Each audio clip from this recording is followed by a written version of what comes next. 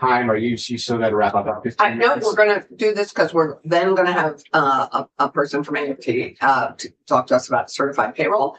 And then we are gonna have committee discussion. So I think we can push it all a little bit. If you'd be kind enough to let her know, we'll be a little late. Okay, Great. just give us some baseball symbols when you want us No, to we're cut fine. it off. Yeah. We have half an hour. Let's do it. Great, amazing. All right. Good. So we're live. Welcome back to Senate Economic Development, Housing and General Affairs.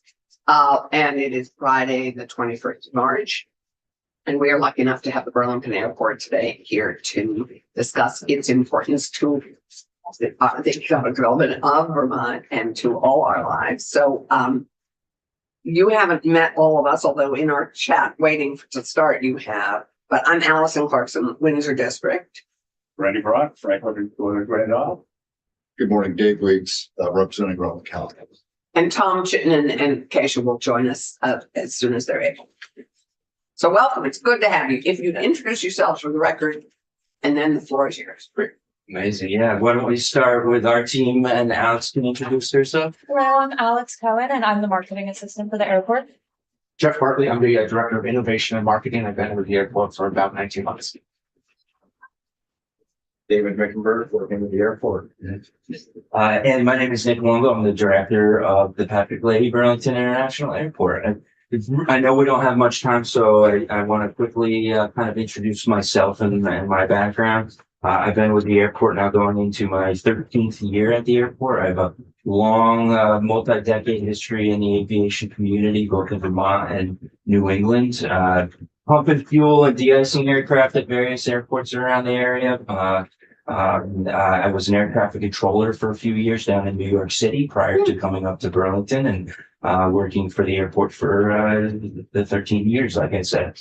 It's a major passion. It's in my blood. I have a picture on my desk of my grandfather who landed at the Burlington Airport in 1956 with his Piper Tri-Pacer right in front of what was the original terminal building, which is really cool. I love it. And I love the impact that it has to our state economy. And it's the reason that we're here.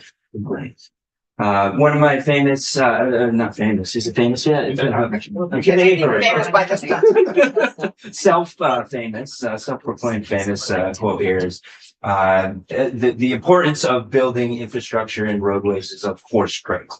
To get to the airport, I like to say, but you can build that 1 mile road and travel 1 mile. You build a mile of runway and you can travel the world. And that's really what we're doing at any of our airports, and especially at Patrick Leahy. That's a great slogan. It's amazing, right? I love it. Travel the world. So who we are? We are what is classified by the federal government as a small hub airport. We serve, of course, many different arrays of aircraft from general aviation. General aviation, as you may all know, being anything other than commercial or military traffic. So the corporate jets to small single engine aircraft is really that general aviation category. From a commercial perspective, we serve and we're projecting to serve between 1.4 to 1.5 million passengers this calendar year. We're hoping to break some records, which I think we're going to talk about a little bit later. We hinted at this already during the conversation, but from a number of operations standpoint, one operation is a takeoff or a landing. So the number of operations at Leahy BTV for short.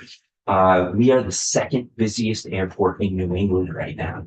Boston Logan is the only other busier airport. For some context with numbers, Bradley, Portland, Manchester, Providence, even Albany, they see about 60 to 70,000 operations per year. We're hitting 120,000 operations every single year out of our airport. So it's very complex, very busy, and the number of diversified aircraft that land at that airport, from military again to GA, is pretty substantial. And that's why we are the second busiest airport. We are a growing economic hub for the entire space. We, of course, are classified as an international airport. We have U.S. Customs and Border Patrol. So we are a port of entry into the United States. And that's why we are one of the largest points, not just internationally, but even domestically into the state of Vermont. We put a big plug in to have a direct flight to Toronto, which you really are missing. Big Big hint. That is your biggest hit Yeah. for the morning. Perfect. We used to have that with Porter Airlines, to the Billy Bishop Airport, the island airport out Yeah. of Toronto. One of the big things that we're working on is continuing our advocacy for pre-clearance at non-US airports for small hub airport to operate a large US customs facility is incredibly expensive, and it would all rotate back to the user, the flyer, the passenger. So it's really, really challenging to house that customs at the terminal building. But with pre-clearance, like Toronto is, we can have that immediately, meaning you're clearing US customs at your departure airport in Toronto to come to the United States or Dublin or other places. Yeah. Okay. Thank you. So right now, we have 6 airline partners. We have Delta, American Airlines, and United, which are among the, obviously the largest carriers. We have Sun Country that runs seasonally to Minneapolis, Breeze, and Frontier, as well. And we have a wonderful relationship with Breeze that we'll talk about a little bit more. They are a growing company. We currently have 6 destinations with them, 5 nonstop. And one of our favorite things to talk about is we have the most destinations dating back to at least 1990, probably well beyond that, with 18 direct flights, and then a 19th breeze through, as it's called, where you stay on the plane in Raleigh, and then you continue on to Jacksonville. So we're super, super proud about this. We understand that Vermonters really like direct flights, saves on the travel to Boston, Albany, Manchester. I agree. I would also counter the argument that if you're driving to Boston for a flight, you're essentially adding a 4-hour leg to your flight. So we have this slogan of why drive to fly. Then we continue to have the relationships and build more routes and more opportunities with our airline partners. In fact, next month, we are starting our inaugural flight to Charleston, which is the first time we've ever had that. Oh, great. Right now, it's just seasonal for the summer, but we're working hard on a strong campaign coordinating with the Vermont Tourism Department and the Lake Champlain Chamber to try to make that a year-round opportunity for Vermonters. We also, outside of commercial service, GA, and military, we have many tenants at the airport. Aerodyne, of course, Base Technologies, you've heard of, Burlington Technical College, FedEx. Nick has been in conversations with another large cargo provider, maybe 2 large cargo providers, because we understand that is a growing need. We toured OnLogic last week, and they're telling us about their relationship with UPS and how important that is. So we are continuing to explore that. Heritage Aviation. We also have the weather service at the airport. Pratt & Whitney Canada, which is an engineering repair apparatus. It's the largest Pratt & Whitney Canada in America. So we're super proud about that. And of course, we host UVM Medical Center with their helicopter, Vermont Air and Army National Guard and Vermont Flight Academy. So, of course, we're in this room talking about the impact of the Burlington Airport and certainly the economic impact. Many years ago, a few years ago, back in 2017-18, as part of our 2019 master plan, which we undergo these master plans usually every 10 years or so, we studied the valuation and the impacts directly related to the airport on the region. At that time, again, this is our 2017 study or data information, we were valued at an economic impact to the region at just over $1 billion. Directly. That's with current asset value and annual economic impacts, as well as a substantial amount of direct jobs at the airport. Those numbers, again, I keep saying 2017, way off date. So even back then, those 5,000 jobs supported at the airport. This doesn't include Beta. This doesn't include our growth in airlines. This doesn't include many of the new things that are popping up at the airport. When is your plan to update? This year. Not this year. Yeah, this has to be updated. We wanted to wait a little bit until Beta was substantially invested, which clearly they are right now, with several hundred jobs at their facilities. As well as some of the changes that we brought. So these numbers are and need to be up to date or updated for sure. Part of the impact directly to the state and the tax implications direct to the state. Again, back in this year during the study, we supported about $35 million a year in tax collections directly from the airport, rent cars, airlines, like those sort of things. That number also includes local option tax for the city of South Burlington. So there's direct impacts to their taxes as well. One of the pieces to the puzzle, the tax puzzle, is jet fuel taxes or aviation fuel sales taxes. That's both on a state and a local option tax, 6% and a 1% for South Burlington. There's over $2 million a year collected on those fuel taxes alone. That's probably a very conservative number. Very conservative number, Well, even old back then. numbers. Yeah, even back then. Now that number went during our sustainability master planning, we want to see that number eventually come down, which I know is a hard thing to say because it's a tax collection piece, but it also is a jet fuel burn impact too. So that's part of the It's the tension in global. our transportation fund. You got it. That's right. Now, $2 million does go to the state of Vermont, estimated, to be supported only for aviation. Any aviation fuel sales tax must go back to an aviation program. That's a federal requirement.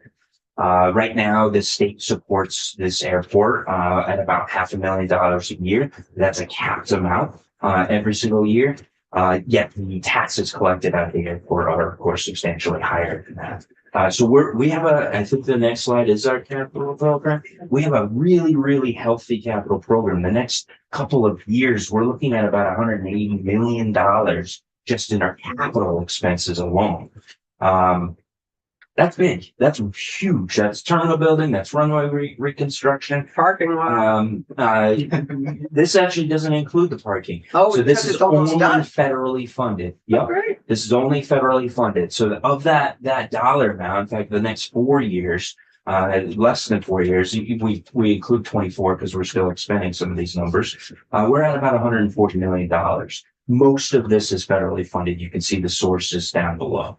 The state of Vermont at that $500,000 over that time period gives us about 1.8% of that total need from a local share perspective. 90% of these grant funds are funded by the FAA. We are self-sustaining. We make every dollar at the airport and we spend every dollar at the airport. We don't take taxes from the city of Burlington. We are 100% self-sustaining at the airport. So the critical nature of partnerships to make sure our capital program is funded, to make sure everything from safety, right? That center line on the runway is our most critical need always, to expanded areas like our terminal building, which is under construction right now.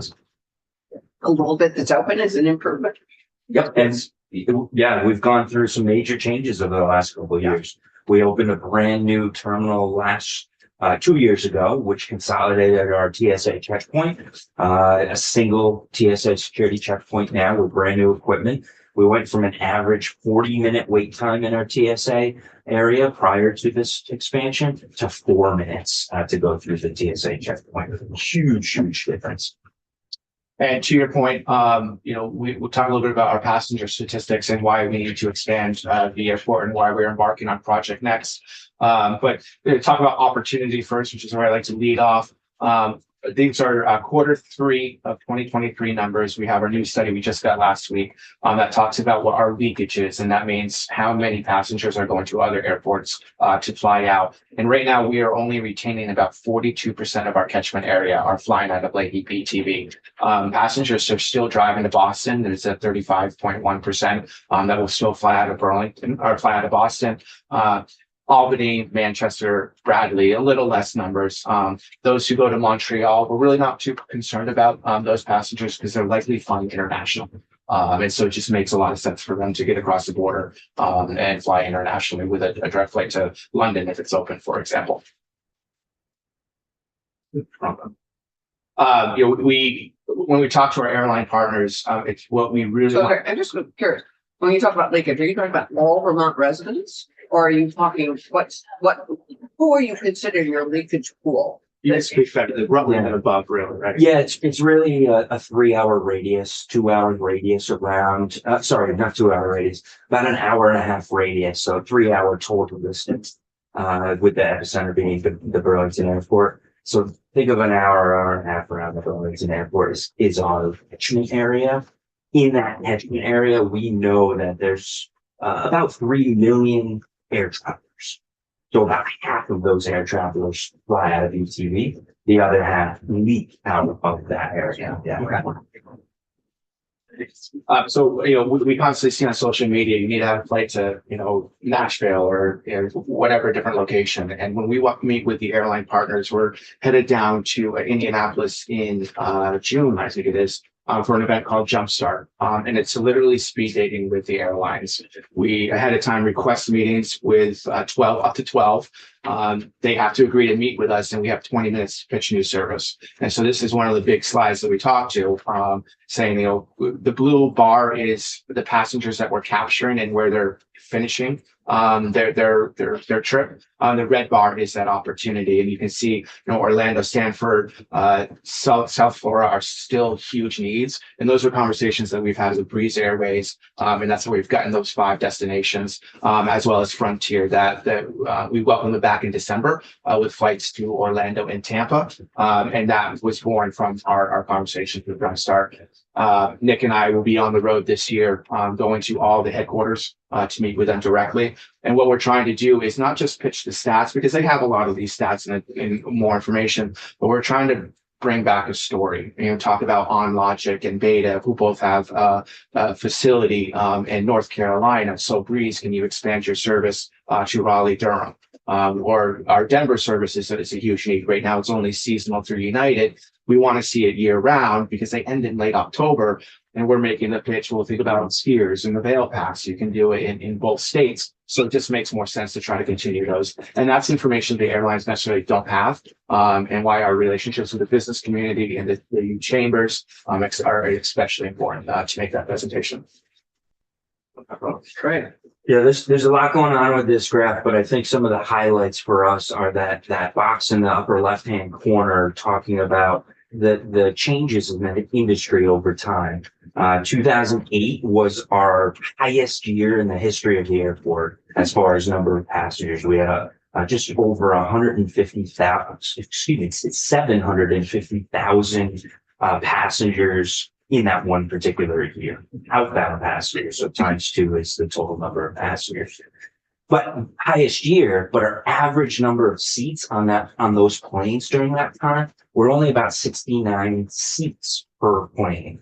And our average load factor during that time was just shy of 75%. So smaller planes, with about 3/4 of the plane being full. Today, what we're seeing, or at the end of last calendar year, what we're seeing now, the average number of seats on a plane is over 90 per plane. So these planes are getting bigger, more efficient, and larger aircraft, which I think we probably all can agree is more comfortable, more opportunities for options on these planes, and larger flights, which usually are owned, operated, and flown by the carrier that you see painted on the side of the plane versus a third-party company, which a lot of these small regional jets are third-party companies. Right. Today, 91 seats per plane, but our average load factor on these planes is just shy of 85%. So an increase of 10% capacity increase on a larger plane. And that's why over the next year, we're projecting around 940,000 scheduled seats leaving the BTV airport. Again, times 2 for both planes. 930,000 seats. That's higher than 2008. And with average load factor projections, we're looking at potentially the highest year that we've ever seen in the history of the airport this year, this calendar year. There's a lot more left to the calendar year, and a lot of things change with the airline industries. Things and decisions are made very, very quickly, but it's looking extremely positive. What you see here, a big highlight for us is that orange line, or the top line during the middle part of that year. That line is the 2008 year. We only used a portion of it because the purpose of that line was to show seasonality and not just the airport, but Vermont. You can see during the May, June, July, August timeframes, the number of passengers on the street was pretty high. And you can see that was the highest year we've had.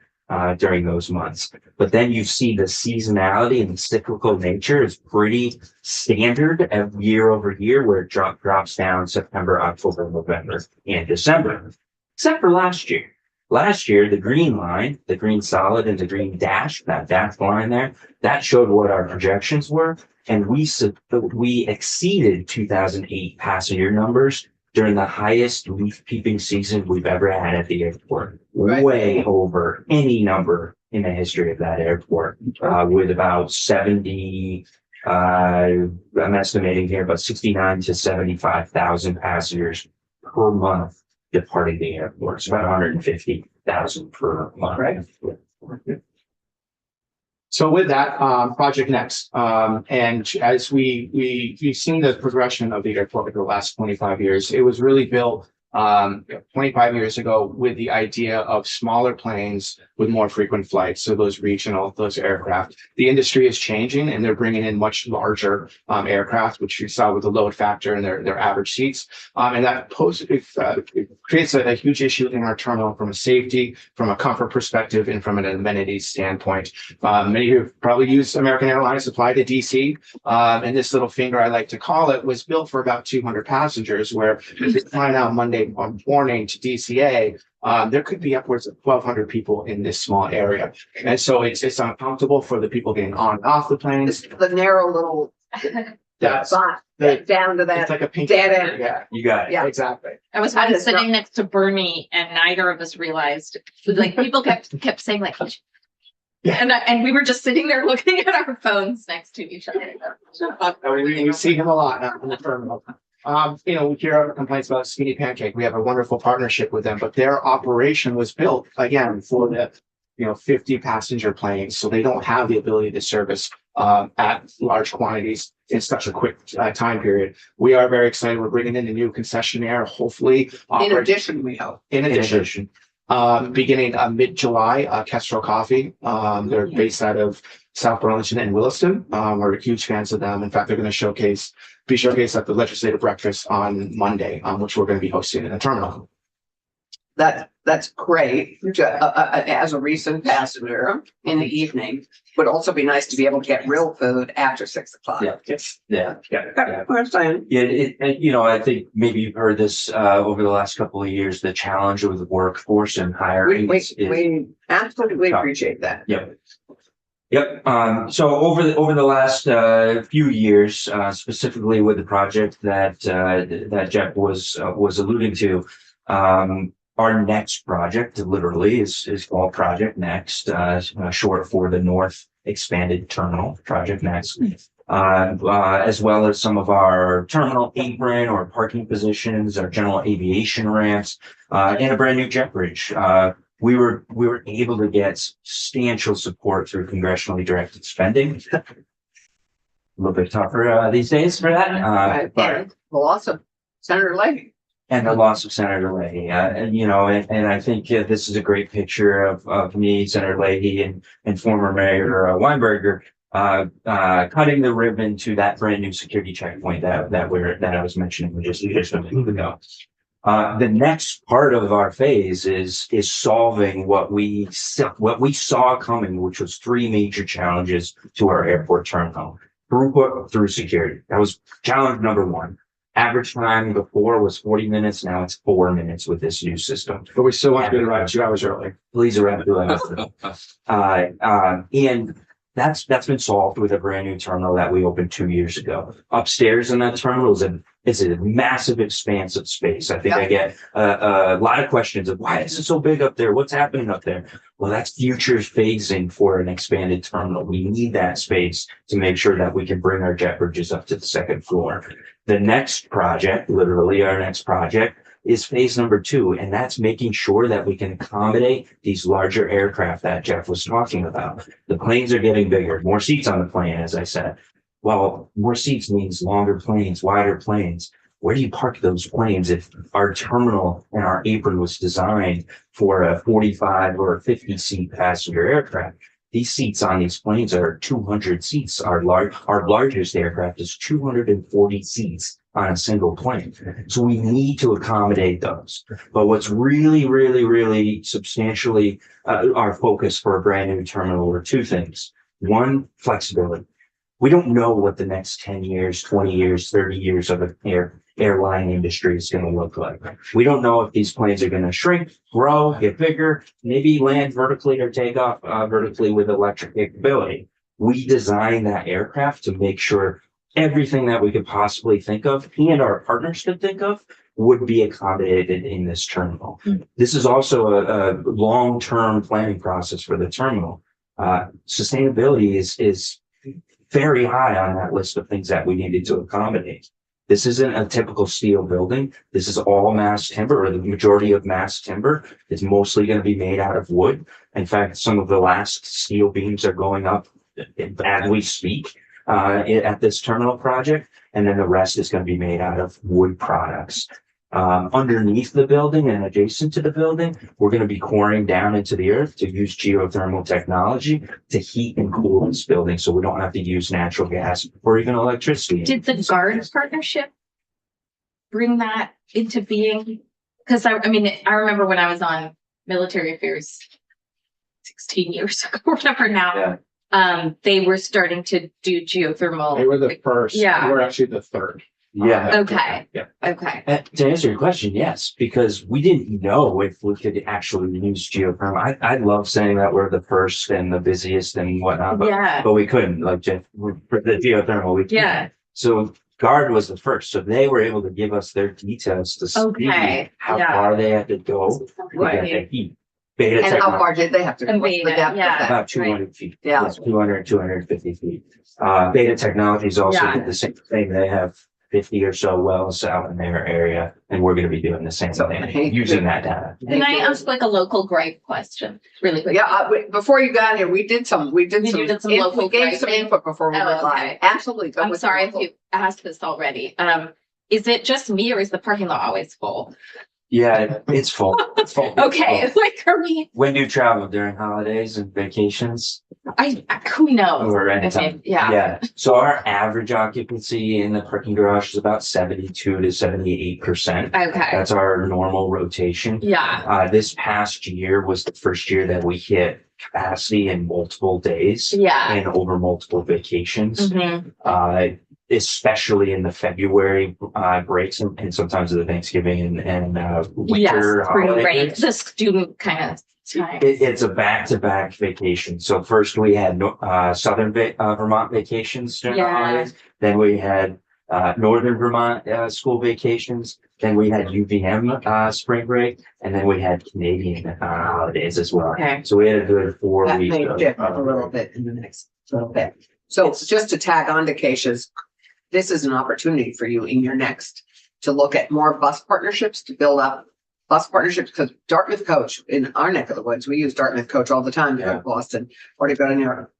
This is an opportunity for you to have people not drive to the airport and do more busing into specific areas. Yeah, great point. We need to do that because especially for those that live an hour or 2 hours away, right? And Uber is it's not. Yeah, you can't. That's not going to be possible. So we need to sadly keep. Yeah. You Great. can get a text. Yeah, you're. Yeah. So Yeah, our next crowd, we're gonna be there in a few minutes. Okay. yeah. All right, so this long-term, once all the different phases is what the airport will eventually look like. Hopefully in 5 to 7 years down the road, we'll finish the south portion. The idea is to have all traffic and all passengers go straight to the second floor. But right now, if you go through TSA, you got to kind of snake around to get through gate 11 to 15. It's very confusing, but again, it's a process that we get. And this master plan of our terminal solves the three challenges: TSA throughput, interior passenger capacity. You've been in those hallways and how tight it is sitting next to Senator Sanders. It's really, really tight. As well as the outdoor aircraft parking positions. It solves those three challenges. And one thing too, that I want to mention, it's not part of this presentation, is the plan for a hotel is still, it's something we are working on. Hopefully this summer we were putting another RFP out, our previous feedback, just didn't work out, economically, for the developer. But that is something we recognize as a very strong need, especially to attract, Canadian travelers back to the ABTV. And hopefully we'll be able to do that again in the future after. Yeah, we still have great partnerships up in Canada as we all want. And we still see many Quebecois license plates in our parking Good, we'll lot. see how that holds up in the next year. We're monitoring it very closely. So this is our last point. Yeah, the last point, sustainability, everything we do is, has a basis of sustainability. We talked about aviation fuel, terminal building. One of the programs that I really wanted to institute, over the last 2 years is what's called an airport carbon accreditation. This is the only airport carbon accreditation program in the world. Many airports outside of the US are part of this accreditation process. We are now a level 1 accredited airport, which right now just means we've collected the data and we've understood exactly what our greenhouse gas emissions look like. Everything from the things we control, like buildings and vehicles that we purchase, to things that we don't control, like airlines and the fuel that they use. We've studied that and analyzed that to get to that level 1 accreditation. That doesn't mean it. Second airport in New England to get to this level as well. Only to Boston. That's right. Yeah. But it doesn't end there. There's a long future of carbon neutrality and carbon reduction as we keep moving forward. And so that we can hit level 2, 3, 4, all the way up to the level 7, which is active reduction, if not elimination, of some of our carbon emissions.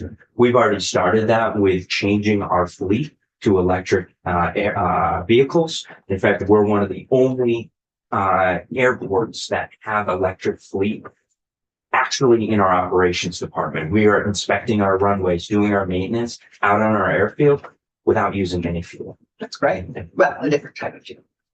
Electricity. Yeah. Yeah, which is great. Yeah. Okay. And that partnership is important. Here's a great picture of Beta and us. We were struggling to get an actual charging station to charge our fleet. Beta said, well, we manufacture that. We can help you with that. So we charge some of our fleet with some of their charging units that also charge their ALIA aircraft. That's true. There are lots of questions around this table, I am sure.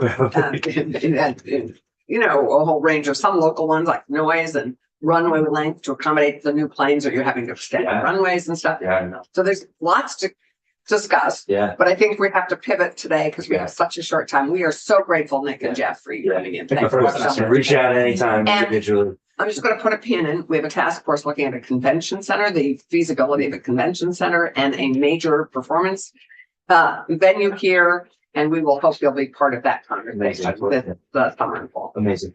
Thank you. Yeah. Great. Thank you all very much. Thank you very much.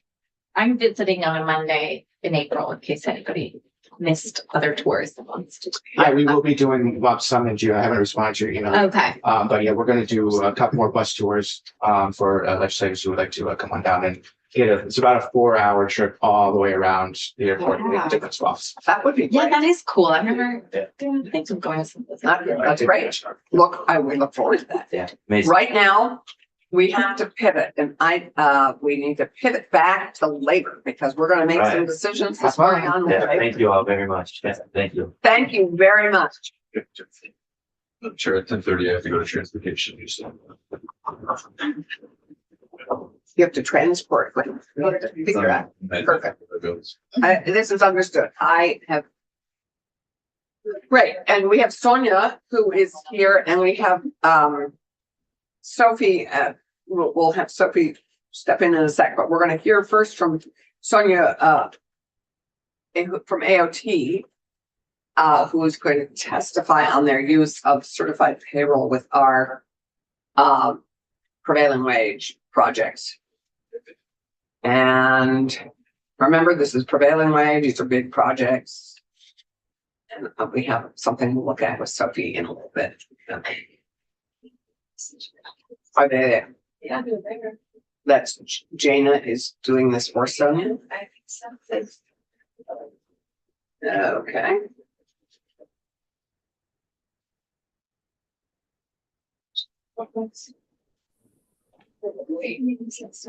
Hello? Yeah, oh, there she is. Hello, can you hear me? We can hear you. We can't see you, Sonia, if that is Sonia. But we can Yes. hear. Yeah, this is Sonia. The video's not letting me click, oh, there we go. Can you see me now? I think we're now going to be able to see you. Well, It was being finicky. can we increase the volume? Is that possible? Ah, there you are. Now we can see you.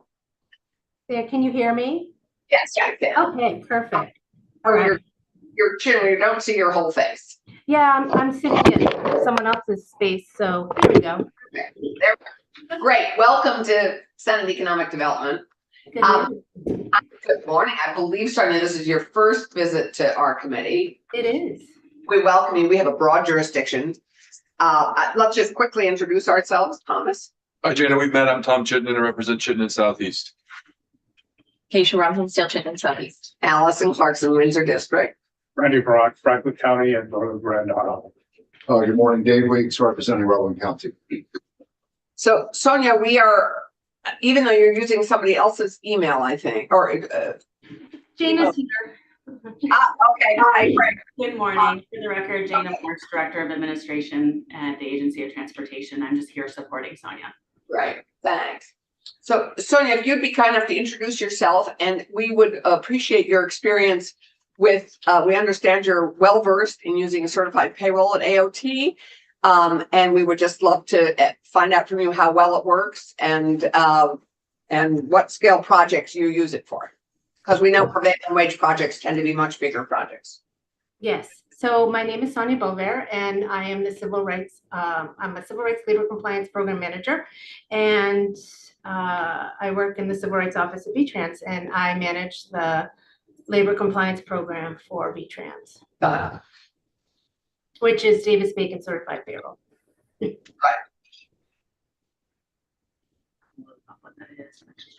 Okay, so yeah, so the agency, as you know, is tasked with federal dollars. With those federal dollars, there's requirements, and one of those requirements is certified payroll. So each contract has a prevailing wage attached to it, and the contractor is to pay at least that prevailing wage. It's done by contract, by county, sorry, and the contractor submits those certified payrolls to us via. We have a Doc Express system platform that we use, that they send those to us, and we review them, we monitor them in collaboration with our construction field staff. And then, so the scope you asked about, so it's for all VTrans projects that are federally funded, that we monitor this. So it can vary, it could be a $200,000 project, which is, or a $6-7 million project. So we monitor it from small to large projects. So I don't know what else you want to know. We collect this information, we monitor it. Contractors are very familiar with it. It's going well. We've had many systems through the years, but Doc Express seems to be working really well. That's great. And the people, the employers that file this with you, they have, it now is fairly routine. Is that our understanding? I mean, this is. Yes, so they do. They submit certified payrolls to us weekly. And for, we have a lot of contractors that have worked with us for a long time. They're very, very familiar with it. Even new contractors, it's pretty simple for them to get used to the process and understanding the requirements. And we run a pretty efficient program. I mean, there's not a lot of issues. I mean, if there are, the contractor fixes them. Great. Any Yeah. questions? So if I may, Sonia, a concern was raised during testimony that these certified payroll requirements can edge out the small guy. So just smaller operations for smaller jobs. I believe most of those concerns have been allayed, but would you reflect on how these requirements maybe make it more difficult for starting up or contractors that are trying to get their footing, so to speak, or smaller operations to earn your business? Yes, it can be hard for those small mom and pop shops that we call them. They're small, they don't understand all the requirements. It does take a little bit more I don't want to say hand holding, but we do have to assist them more at the beginning to get them set up and familiar with the process on what is required. So yeah, it can be hard, especially if they're a small group, they have one person in the office that does it all. And it can be a challenge at times, yes. Following up on that. Yes. Is it hard to orient, but once oriented, you find they come back and continue it? Or when you engage with a small operator, they see the paperwork, they usually throw their hands up and you never hear from them again? That one. The But second one, yeah. Yeah. They throw their hands up in the air and give up. Yeah, And they're don't. like, this isn't worth it. Oh, really? And how often do you have that happen? I would probably say once or twice a construction season. So not that much. No. No. Well, so with, like with the flood and stuff, we had a lot of contractors that weren't familiar with certified. Yeah, so that happened a lot the last couple of years. So when we had a huge need and didn't use sort of the usual contractors and had a lot of new contractors. Yeah. It was a Fitting challenge. lookings. Yeah. Okay. Okay, one more. Yeah. So I love that you seem to be familiar with this. Could you elaborate? What are the experiences that they reflect on that when you're interacting with them, trying to get them oriented? Where are their frustration and tension points? It's all the requirements, the paperwork, paying Davis-Bacon, understanding what Davis-Bacon means, the fringe benefits part of Davis-Bacon. I think that you're familiar with that, but understanding why, what is that? And then there are all the other requirements like equal employment opportunity compliance. That's a big part of what we monitor and is required of them. And they're like, why do I have to do that? What does that even mean? So there's all these questions about that. And they're like, this is just too much. Okay. Yeah, and it's a huge administrative burden for them in that sense. Thank you. One more. If I understand this correctly, this would apply to when they don't need to meet those Frank Bacon things, but they would just have to certify their payroll. Would you envision this being less burdensome by just having to certify the payroll, or do you expect this to cause as much hand wringing and giving up by the small contractor? I think it would the second part. I think it would cause. Okay. Yeah. But certified payroll is only required with prevailing projects that bid for prevailing wage. So for the much bigger projects. Right. So it's So all small contractors, doesn't necessarily apply to if they're not working under Davis-Bacon and the prevailing wage. Are we contemplating requiring this for those projects? No, this is not required. I don't believe that this is only for prevailing wage projects. I believe that's what this is for. The state construction projects under that particular. It's for state construction projects that work under prevailing wage. So under Davis-Bacon. $100,000 or more. Exactly. This is only for big projects that are working under prevailing wage requirements. That is my understanding, and Letch Council, you confirm that. So It's under that statute. Yeah, under the prevailing wage statute. this only applies to projects that are under care. Right. So that's not here. Other people are confused, so this is the point that we should really iron out. That this is very straightforward. Do you want to come join us, Sophie? And because it's my understanding. So Davis-Bacon applies to projects that are $200,000 or more. Federal. Right. That's Federal. That's the federal prevailing. Yeah, okay. Thank you. That's helpful. What will this language apply to? So this language applies to the particular statute that's dealing with state construction projects that has financial limits on them. So it's Right. 100,000 or projects that are 200,000, depending on where the funding is coming from. So it wouldn't apply to projects that are below 100,000. It would only be projects that are under that particular statute. And this is the prevailing wage statute. Right. Just for bigger projects, we require a little more documentation. Right. $100,000 is not a very big project. Really? For No. the contracting world, Yeah. we wouldn't touch anything like that. In our project paid. But we did talk about pushing it out a year. I mean, Yes.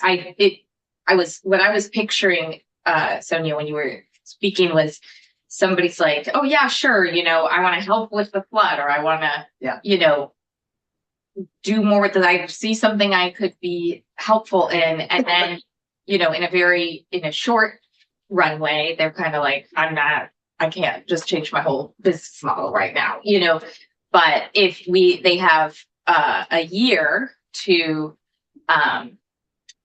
look at this, and we have people who are in training to be able to take state contracts, I mean, I feel like that's just good practice to say, we can't just let anybody have a state contract. I think we do have to have some oversight of that. Yeah, and we talk about what we want for public dollars, and I want transparency, and I want to reduce misclassification.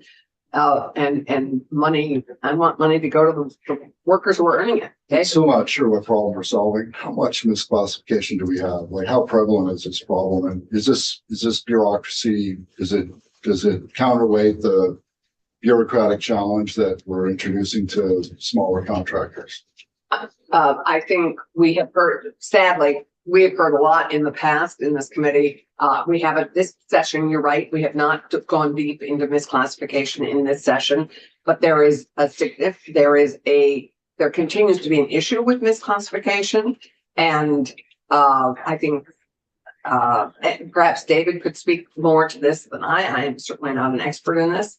But for me, I feel comfortable with this because this is for people who are wanting to work on these bigger projects under prevailing wage. This is not just for small projects. I mean, I know you think from your world, 100,000 is still a small project. And it sounds like with Sonia, the project level is really more like 200,000 and above. Chairwoman, if I may, my name is Jana Morris. I'm the Director of Administration. I also have a comment to add if now would be appropriate. So we were asked to testify on section 11G, draft that might be considered for addition to section S125, is my understanding. And in reviewing the content in section 11G, the agency opposes adding this content to section to the Bill 125, S125, or wrapping it into any other language. We do feel that we already monitor project compliance to this requirement for our federal projects, and adding this to state projects, which some of our projects are state funded, our maintenance projects, our planning projects, some of the other areas where we might be spending dollars that are related to construction projects, this may apply to. It would significantly impact our contractor pool. We work a lot with small businesses, and the burden associated with that, it's not just onboarding for them. If they don't have the resources to hire that extra administrative assistant or that extra construction contract manager now, they're probably not going to have that in 6 months to a year to be able to bid on our projects and start to implement some of our job order contracts with them. So it looks like a very high administrative burden that we're placing on people that we're trying to. Our legislative council is saying that this language would not apply to you. Right. This does not apply to the group you're talking about, Jana. Sophie, could you please introduce yourself and explain what part of statute this is in? Yeah, Sophie Zadatny for the Office of Legislative Counsel. So under 29 VSA section 161, if section G were to be added to that, the committee would also be amending subsection D, which provides right now subsections A through C, and we'd be adding and subsection G of this section shall not apply to maintenance or construction projects carried out by the Agency of Transportation and by the Department of Forests, Parks and Recreation. So this only applies to those who are bidding for prevailing wage projects. It just exempts section G from applying to maintenance and construction projects by the Agency of Transportation. So again, That's helpful. I guess I'm not clear why we would add the language then anyway, because we're already required to do this under federal regulation for Davis-Bacon on our construction projects. So it seems like adding this language is just creating a potential for a conflict and for us to be unable to do our work if there were ever a conflict between the federal Davis-Bacon and the state statute. No, I appreciate Jane and David Vickenberg. David Vickenberg, Vermont. Well, just to be clear, the reason there's AOT that does construction, and then the VGS and other agencies that do it as well. So this would be applying something they're very familiar with because it's required by federal law under Davis-Bacon to Vermont prevailing wage projects, which are $100,000 or more, which don't have the Davis-Bacon requirements. So this would be truing up what's happening federally, what AOT is very familiar with other agencies that aren't don't come under the Davis-Bacon requirements. So But do use prevailing wage. that do use the Vermont prevailing wage, which is a different, But why? Right, we made, My question remains why? Why are we why is it adding any? necessary? Yeah. Well, I mean, the same reason why it's been necessary for 91 years for federal Davis-Bacon purposes, it's complying with the obligations to pay a certain rate, and this is a check on those obligations. Otherwise, we have no context to see. As you heard, Alex Potvin, he had 3 cases just this past year, and that's one trade. I'm sure there are others. I mean, I'm happy to talk about it. It levels the playing field, really. But we already have a labor compliance board or some, if there's a problem, there's a resolution mechanism. Correct? I mean, That's what he talked about. He said he had 3 and they adjudicated them. They fixed that. well, those individuals came to him to complain. I mean, he's a labor union. He's not a compliance officer. So this is just, to me, this is transparency, good government. If somebody wants to contract with the state of Vermont, they should demonstrate that they're paying the wages. If they are, there's no problem. yeah, All they have to do, and they're all familiar with it. all they're doing is certifying they're paying to that individual the wages they publicly have committed to pay. And are required by law to pay. And Under Vermont's prevailing wage, there's a scale that's set by the Department of Labor. It's required that they pay this amount. It's, for instance, $20 plus 42.5% for fringe benefits. It's just good. To me, this is good governance and making sure that folks are receiving what they should be receiving. Well, and everybody, these are projects often go out to bid. So, if someone comes in a lot lower somehow, then we should be questioning that, right? I mean, this levels the playing field so that everyone who says they are offering good wages to Vermonters to do the work has to demonstrate that. They can't come in with a low bid and Sure, they we come just in have for a no little idea bit for 100 reasons. And not because they're trying to skirt around. right. So that's our quality control check, that they have some Yeah, other but way. we're setting up a whole bureaucratic mechanism here or something that I'm not sure how we're solving or if it's worth all the effort upfront to require this type of. I would rather avoid it in the front end to prevent costs at the back end. So I Yeah, would but is rather it have worth people it? Like, certify. that's the real question is Well- it worth setting up this bit to save whatever problems we've experienced over the past several years with labor problems, classification problems? So we've had quite a few classification problems in the past. We passed prevailing wage in large measure to ensure that we can reduce those. I think what I'm hoping we do is prevent by certifying payroll. We certify that people are getting the wages that they are contracted to get, and that we're avoiding the costs of all the labor disputes, the lawyers, and everything else at the back end. I would rather save money by having people Yeah, but do the what right is that thing balance? upfront. We have to be able to articulate the balance here. What is the cost of mitigating errors or problems versus having every contractor go through this process? I mean, there's got to be a balance here. If it's not a balance, Not every contractor, it's only contractors on projects of. I get that. I $100,000. understand the criteria, but I'm asking, is it worth that effort for those contractors to go through all of this effort versus the counterbalance, which is having to adjudicate problems that are identified in the field from the contractor that's not appropriately paying the proper wages. I think one of the It's pure math. I think one of the challenges of this session, is that we really jumped right into some details on some things without a zoom out to like, what is prevailing wage and why do we have this? And we're in a very interesting national climate to have the conversation about, why we've had these laws on the books for decades and how some of us believe that helps the little guy, the average worker, make sure that we can put our values into our state contracts. Yeah, which is why we did prevailing.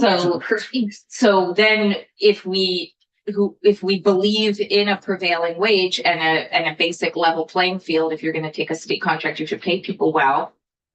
Then how do we demonstrate that so that the level playing field is real?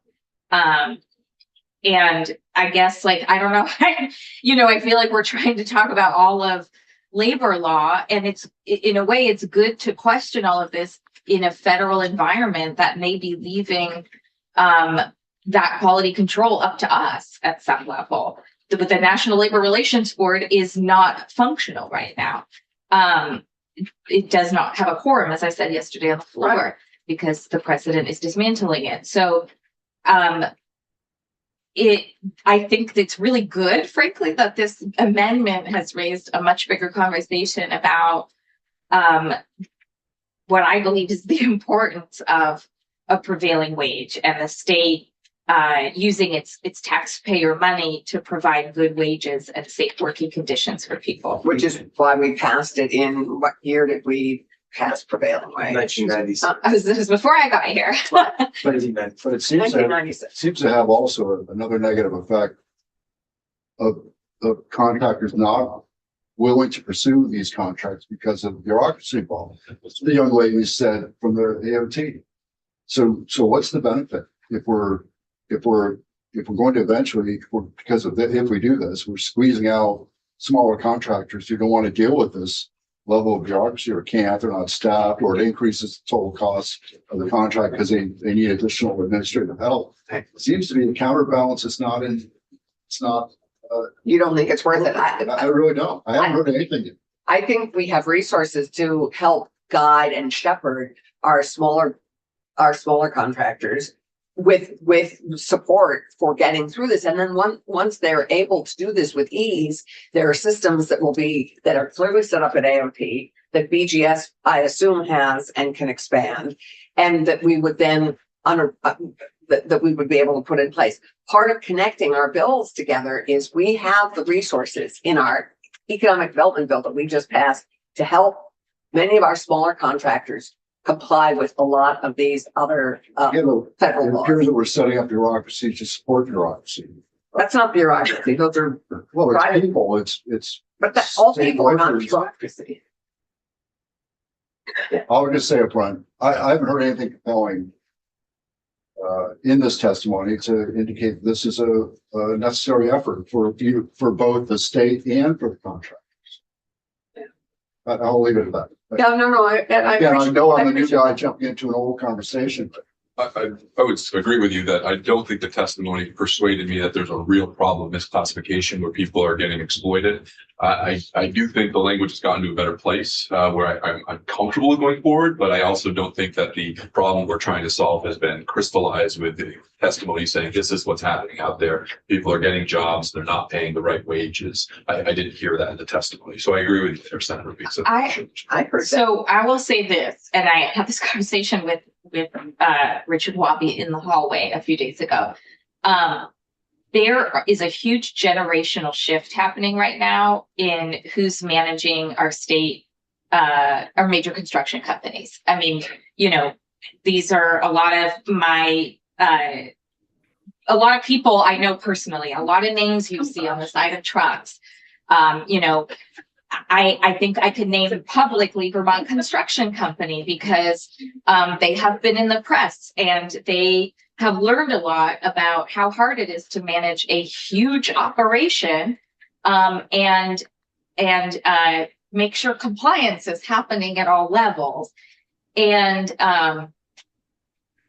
I think I feel when I look at projects happening around the state that it's a really important time to have more oversight because there are just some really basic principles that haven't been litigated in a long time about pay and working conditions. And I don't think that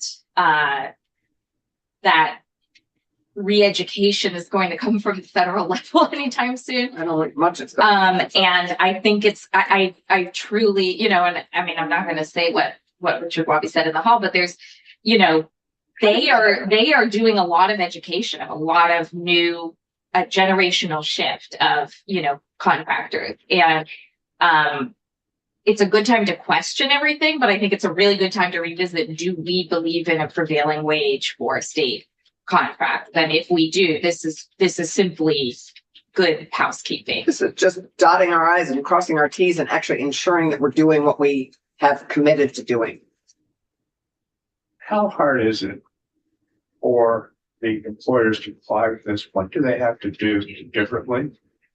There are two issues that have been raised. One is that a lot of smaller companies just don't want to fool with doing state business because they perceive that it's difficult and too aggravating and too complex and too costly to deal with. But I haven't really heard what's involved in complying with the certified rate. What do they have to do that's different?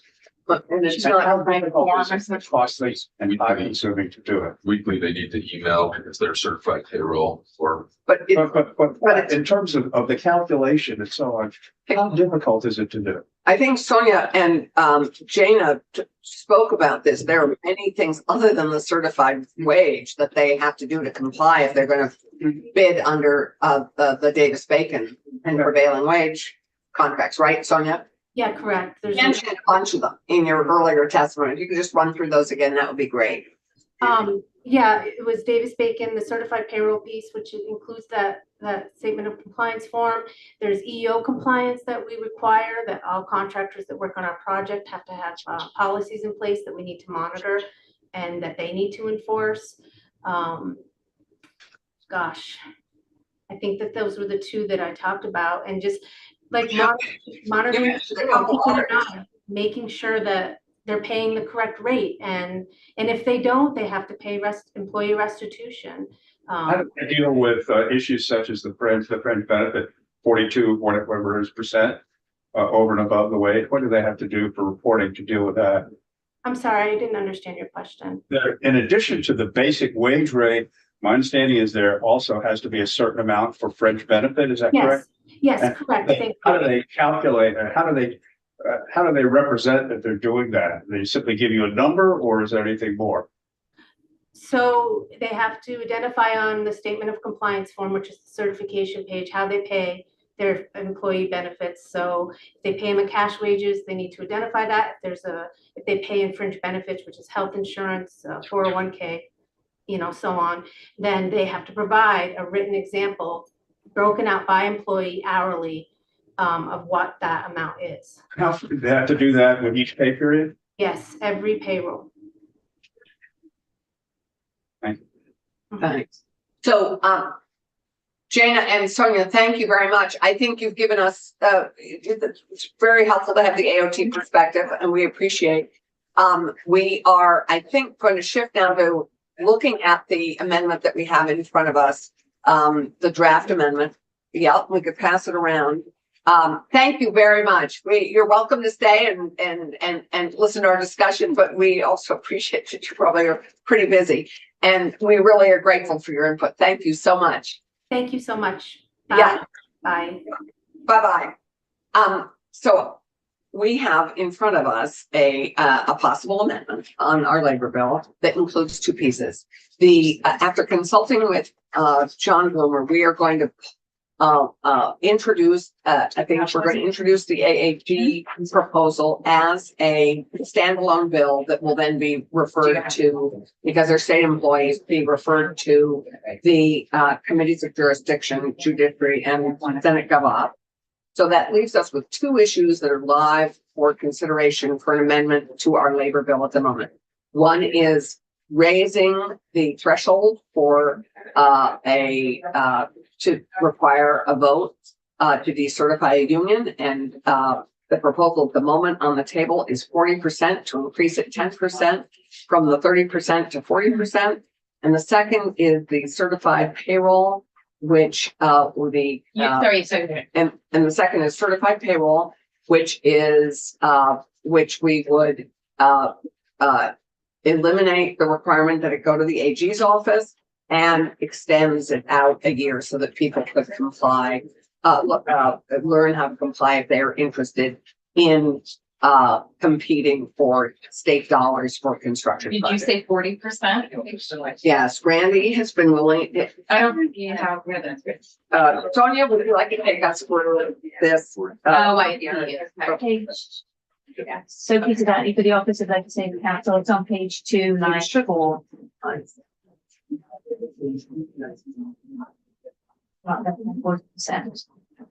And so the 30% referenced on the first page is, That relates to when you're looking to certify the union. okay, And the subsection C2 is when you're looking to decertify. perfect. So to certify the union, you need to have a showing of 30%, and then you would hold an election, and then it would be determined by a majority vote.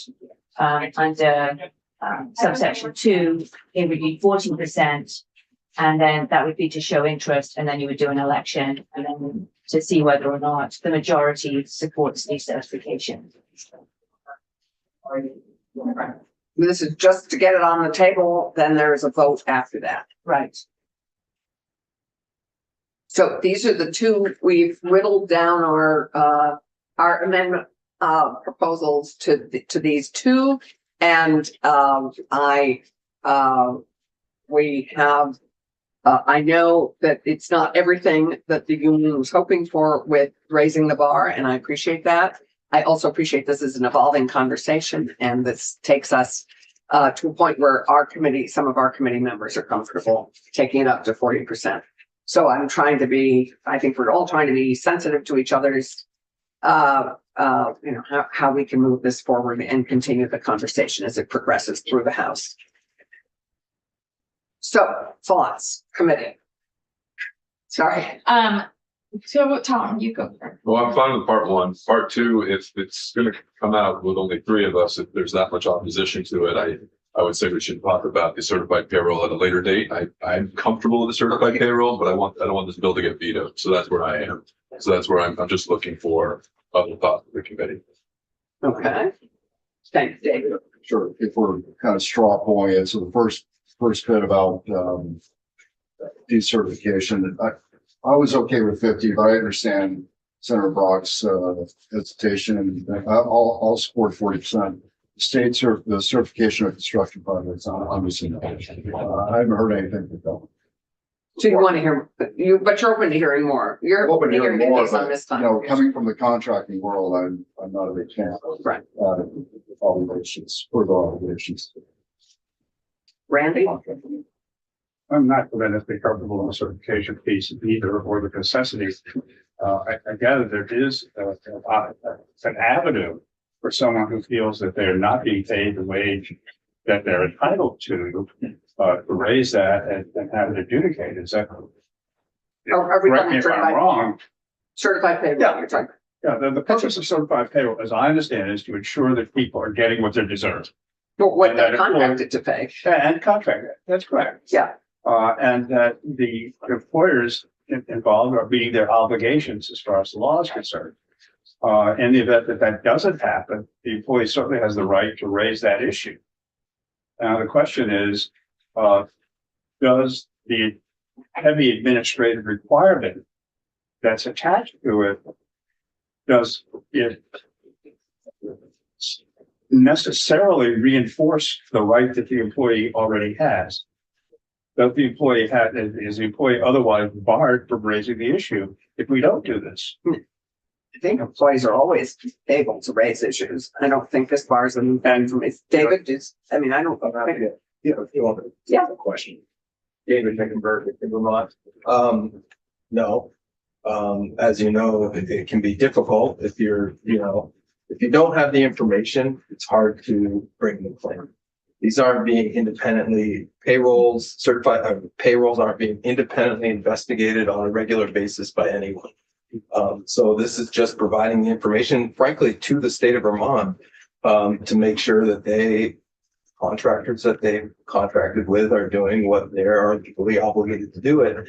And then to the individual who is perhaps not being paid what they're supposed to be paid. All of the things that were mentioned related to Davis-Bacon, that's a different law. And those requirements aren't the same as Vermont's requirements. In Vermont, you have to pay the wage rate, which is published by the Department of Labor. Now, the only other thing you would have to do is submit your certified payroll to make sure that you're in compliance with what you're legally The obligated. certified payroll, though, at least as described, at least as I've heard it, but I misunderstand, it involves a degree of work on the part of the employer to comply with it. Then, particularly for a smaller employer, may present an administrative burden And we haven't heard a great deal about how heavy that burden is in terms of mechanics, but it certainly leads us to believe that it's considerably more than we have today. And for employers who do not have a large administrative staff, it is a burden. And what we've also heard is that employers are not rushing toward doing state projects as a result of this requirement, or that have this requirement. Well, I don't think we've heard that. I mean, there are plenty of contracts. We have heard that but this reflects our workforce development where we are in this moment. I think there are fewer people bidding for some of these state dollars, but I would argue that if you're using public dollars, it is a higher bar, and you're accountable to the people of Vermont for how you use that money, and to certify a payroll to say you're paying people what you have contracted to pay them. This is not so difficult, in my humble opinion. Well, you And we certify on an individual by individual basis as opposed to a general certification Yeah. that you're doing it. That's If different. you did an annual letter that said, I have paid my people, prevailing wage or what have you as a required, Like with the done. the statute. But if you I've do it paid every the- week for hundreds of employees or dozens of employees, David. two worlds. Okay, David, and then Sarah. Did you have something to add? I was just gonna say, I'm happy this, happy to have this move forward, happy to have the conversation. I would hope this is good governance, and I would hope this is something that we can agree to, so. Once a year with construction season and projects just is. What? Okay. Yeah, we heard testimony from Jay McDonald come in and said, this is something, I've been in business for 40 years and I've been doing this for 40 years and it's not a problem. Right. Right, but he's got a staff to do it now. He's got manpower to do it. Right, so he's elevated his administration to comply with the obligation of reporting all this data. But is there data, does it have, the net effect that you think it has? Are there people who really review it and then react to it, or is it just another report that goes into state bureaucracy that doesn't get? No, it goes into the office, and then it says, okay, we can now pay you. It's not into the ether. Why It goes couldn't you into- just do an annual certification? Oh, I see. This is a true up. I mean, this is essentially saying that the annual certification is when those workers pay their taxes and it's, how they classify themselves.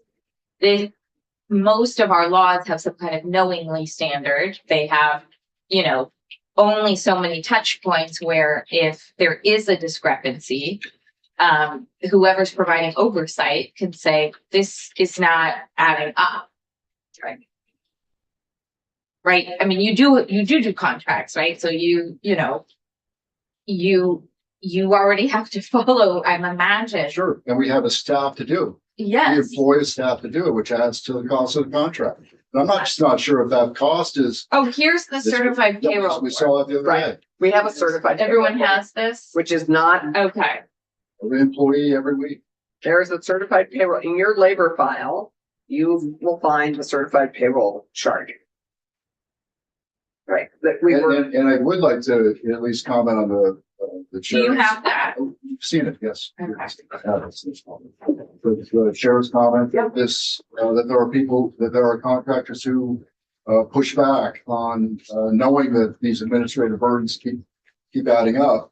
The ladies from the AOT said that contractors That there are contractors who walk Switch away. away. Walk away. And I And that agree. has that effect is not something which I think we should be, if we know that has the net effect of contractors not participating, that's for me enough to show this is not an effort which is good use of anybody's time. I appreciate that. I also think we can enable them to be able to meet that bar without that much difficulty. I think that we could actually help small businesses accomplish that and be able to bid for Right, those but bigger it's projects. just another obligation we have to pay for.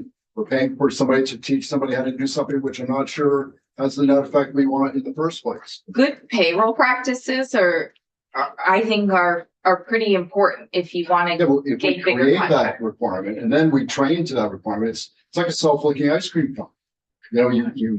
You create the obligation. Say then that you create- again. What? You create the obligation, then you create the team to train people to do the obligation, which I'm not sure in this case, the obligation is necessary in the first place. That's Now what I feel like we're saying like, is payroll necessary? I mean, Yeah, you know. payroll's necessary. So, sorry, I have a I'm question. talking about bureaucracy for something which I'm not sure the net effect is what you want. In fact, the net effect is pushing contractors away from the table. And that's not the effect that you want. We haven't, we've only heard that from one contractor, and I would love to hear from smaller Here's from contractors. the AOTs So, this morning, just like 20 minutes ago. right, but they also said they do lots of them that certify on a regular basis, and they have great software It for doesn't it, mean and it's that it's- fairly easy. Necessary or effective. They just do it because they're told to do it. Sarah's next, I then lived in that one. Sarah's next, then Tom. Thank you, Madam Chair. For the record, I'm Sarah Muirhoff. I'm the Director of Advocacy and Communications for the Associated General Contractors of Vermont. I'm feeling a little under the weather, so I'm trying to project through the mask as much as possible. I apologize. First, since our member Judy from J McDonald was brought up, I just want to note that Judy is able to do this work quickly and expeditiously and effectively, largely because she is a professional who has been doing this for 40 years. She worked as a director of finance for a contractor, a larger contractor, no doubt, J McDonald. And not every, as Sonia noted, mom and pop operation has such resources within their office available to them. Second, just a quick correction of the record. I just happened to be watching through Alex's testimony just yesterday, transcribing it. He said he was aware of 2 misclassification instances in the past 2 years, not 3 and 1 year. I just think that's notable. And lastly, it was brought up that there is indeed already an arbitration process for folks who have been misclassified or underpaid in contract work. And Dave, you said that oftentimes workers don't know the resources available to them and the arbitration options available.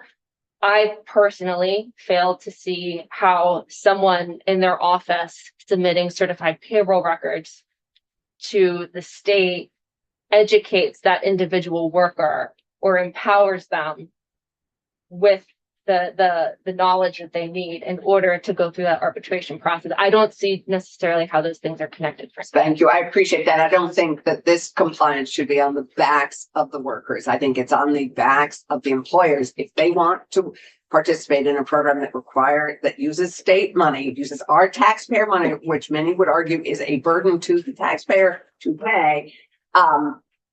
I think that we have to be protective and require that people are paying what they have contracted to pay. So I don't think it should be a burden added to the employee for a requirement and responsibility of the employer. All the employer is doing is saying, yes, I am paying what I contracted to pay. It is not, to me, it seems to be an onerous obligation. Tom, I don't know who this question is for. Sorry. well, we're having our conversation. Thomas was next, and then Good, sir. I'm just wondering about the mechanics of what's envisioned. For example, let's take a certified payroll that lists a certain amount being paid for benefits of various kinds that may be required. The employee doesn't necessarily see that, do they? And what is then the responsibility of the state agency that receives that payroll to go? Is that payroll and the detail in the certified payroll that it is in fact accurate at the friends benefit amount, which obviously has been calculated through a series of multiplication and division exercises, is even valid in the first place? But I'm not. David? I mean, just based on the testimony today, they said they monitor it at AOT at least, which has the equivalent provision. They monitor it. And if they find a discrepancy, they will contact the employer and Well, that's my question is how would you monitor the value of the individual hourly support of a payroll benefit, of a benefit? well, I don't know. Well, There's no really audit the rate. capability. Well, under Davis-Bacon, there's a rate schedule that's published. They have to pay that rate schedule. They have But to file. the benefit has to be what? Under prevailing wage, some extra 42% or something. That's the Vermont prevailing Yeah, wage. exactly. So And that's what I'm really focused on there. I know Davis-Bacon has its rules, but right. in Vermont, nobody audits that, do they? That's what we're And trying. how would you that's what we're even trying to know do here. that someone is listed 42% and they actually take 40%? or 39%. How would you even know it unless the individual employee complains? So And that was the issue that we're talking about. I can. Is there a complaint mechanism in the event that somebody's underpaid? And there is. No audit process. There's nothing I think that the people in the agency would do to even know that there was a violation of that, is it? That's exactly what. That's why we are asking for Certified that. payroll. would No, be. but this is a certified payroll, but then that's a piece of paper. How do you know it's valid? Well, They're legally certifying that they're saying they're paying the wage rate. They know what the wage rate is. It's published every year by the Department of Labor. So they can compare that to what's being But paid. you only discover a violation in the event of an individual complaint. Is that it? Well, AOT said today they discovered discrepancies and that with their certified payroll that they then resolve with the employer who then pays restitution to the employee. Right. That's what they testified to this morning. that's the purpose of this. Yeah. That's the differential. Absolutely. So, Keisha, and then I think we need to make a decision whether we continue this conversation, which we're happy, which we may need to do. Not. Keisha, go. I think there's something that hasn't been discussed, and it's, these are very sensitive things to talk about, but I will say, my husband is around a lot of medium-sized projects all the time, paying for them, directly involved in them, subcontractors involved, etc.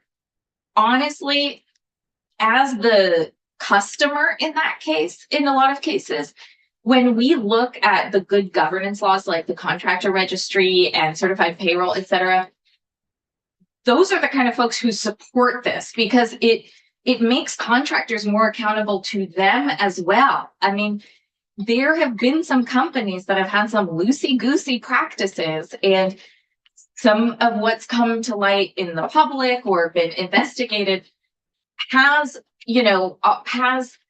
people who also hire these contractors taking a second look at, how many hours did they work? Who was on the job? Who did they say was on the job?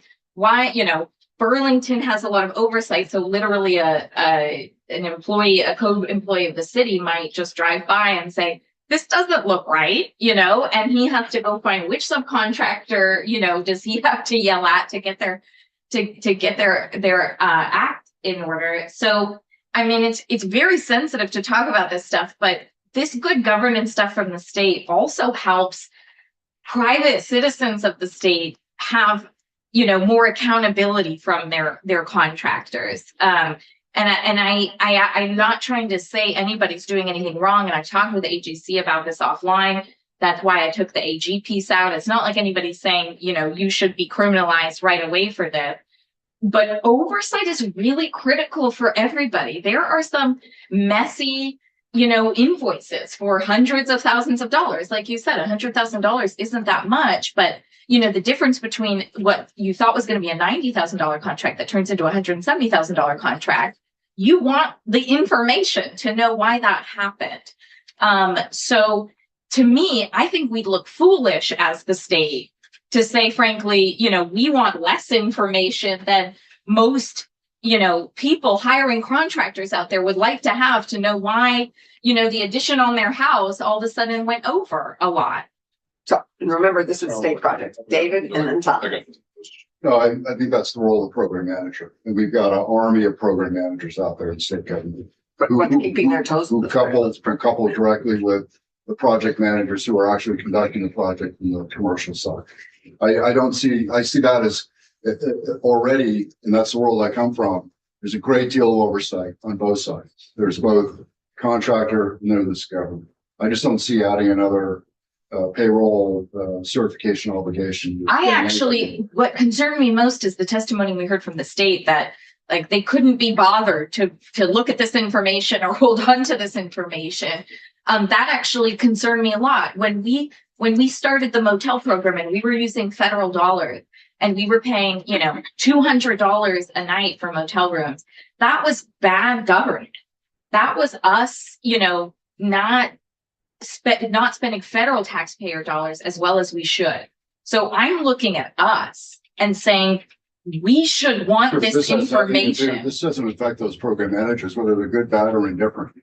Okay, this is about asking a contractor to provide more data into a system, which I don't, again, I'm just disagreeing with you. I don't feel has the net effect and the cost balance that's necessary or appropriate. And that's, I think, just- where I have to disagree with you, because I think the cost balance, it is cheaper to comply and to say, I am actually Well, paying this no person. one's ever provided that data. So the Labor Relations Board, you know, there's a cost to it. Yeah. Okay, we can sum up what the complaint costs were for the year and say, this is the cost of that versus this is the cost of the contractor for all this additional data that we're going to submit on a weekly basis for every employee and submit it into. Right. And I think we've also heard that once that system is in place and somebody's trained to use it, it's not that onerous. And so Well, anyway. not if contractors are pushing away from the table. That net But they're effect is pushing away also for got a numbers of value. reasons, not just this, I would argue. Thomas, I think we should just do the first part of the amendment, but I sense all five of us will be on it. I think the other part's worth more conversation. I think that means tilling the soil some more, maybe in the house. And with the extension date to not start for another year anyway, We have it's a 2-year biennium. So I think we can cover that. I think I on that, just, That's what. yeah. I hope that, I mean, at some point, I'd like to make sure we're all doing work in good faith to get to yes. And if what I'm hearing is like, you know, we can't keep spending our time on things if we're not if we're getting not, to if yes. we're not getting Well, somewhere. that's okay. I mean, if it's 3-2, it's 3-2, or if it's 4-1, whatever, Right. it doesn't matter. Move I'm forward. certainly So then willing to should we listen do to that more now? if there is more evidence presented to us that this has a cost benefit value, that it is likely to uncover misconduct that would not otherwise be miscovered. That I have not gotten thus far. Now, maybe with additional testimony, maybe with additional stuff presented in the House to look at that side of those sides of the picture, I could be convinced otherwise. So then maybe we pass it on whatever vote we have now, so that the work can continue elsewhere. Sure. So we have an amendment in front of us. We have two pieces of this amendment. But I would entertain a motion for us, because we're going to pivot to data privacy, and we all probably need to stand up. Before we, housing. And before we do data privacy, we have a quick amendment on our housing bill that we discussed yesterday, so it won't be a surprise to anybody. But I would entertain a motion to pass favorably the amendment to S-125, draft number 2.1. I think this is a simple number change. If it's gonna be 3-2 anyway, I would move it to 50% +1, the DCERT. Okay, sure. But I would just say, we don't vote on this. It's a floor amendment, so it's just whether or not we put our names on it. It's whether we put our names on Yeah. it. Oh, This is not a are we committee taking amendment. a straw poll while we? We are put our names taking, on it? we don't have possession of the bill. The Okay. bill is on the floor. So we are taking a straw poll, and whose names are going to be on this amendment? And then we need to amend it again, so we need new language with the 50+1. So do we need to get this done today, or can we do this next Wait, week since the no. bill's not on the floor yet? Can I just ask a question Yeah. about the 50+1? So if you look at page 2, if you require a petition of showing of interest of not less than 50%, I guess my question is then why are you doing a vote to determine if the majority is looking to decertify the union? Is that not duplicate? The union doesn't want to be able to be certified by card check. But if you've collected 50% of people saying we have an interest in decertifying, Just and then you're going to do an election on whether the majority wants to decertify, other than that one person, right, the 50% +1, It does. I guess that's just my question. It is It's a duplicative, practical you're matter. right. There's a duplication there. So 40% is you need a significant number of people to say we're unhappy and we want to change, and then you do an election. And then the majority would need to vote in order to decertify a union. I guess my confusion is why would you kind of have a majority to show interest and then do an election for a majority? That was my confusion originally about whether this was in the right place. That was Because, where it well, came aren't from. they two different things? One, I mean, they're two different things. One is to say we've lost faith in this union. The other is to say, are we building faith in another union? Are we like, what is the next step? And, you know, The next step would be an election on whether you want to decertify this union. right, but That's the vote I that you think would take once. this is a potential vote of no confidence, and a 50% plus one vote of no confidence is the metric here. Can you, yes, Tom? No, I think we can absolutely ask Tom, but there are two things going on here. One is getting the vote to say, yes, we want to have a vote. Right. And then voting. So there are two steps. One is calling the question on it, and the second is actually having the vote. Thomas, do you want to weigh in? I think you've summarized it well, Madam Chair.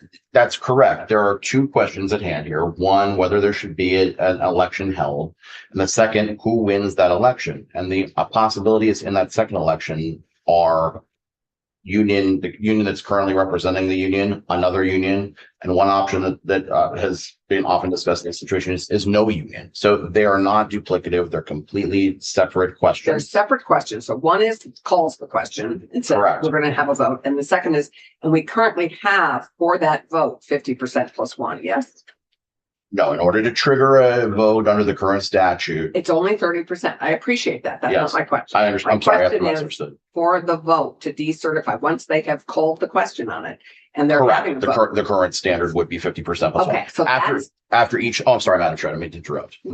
finished.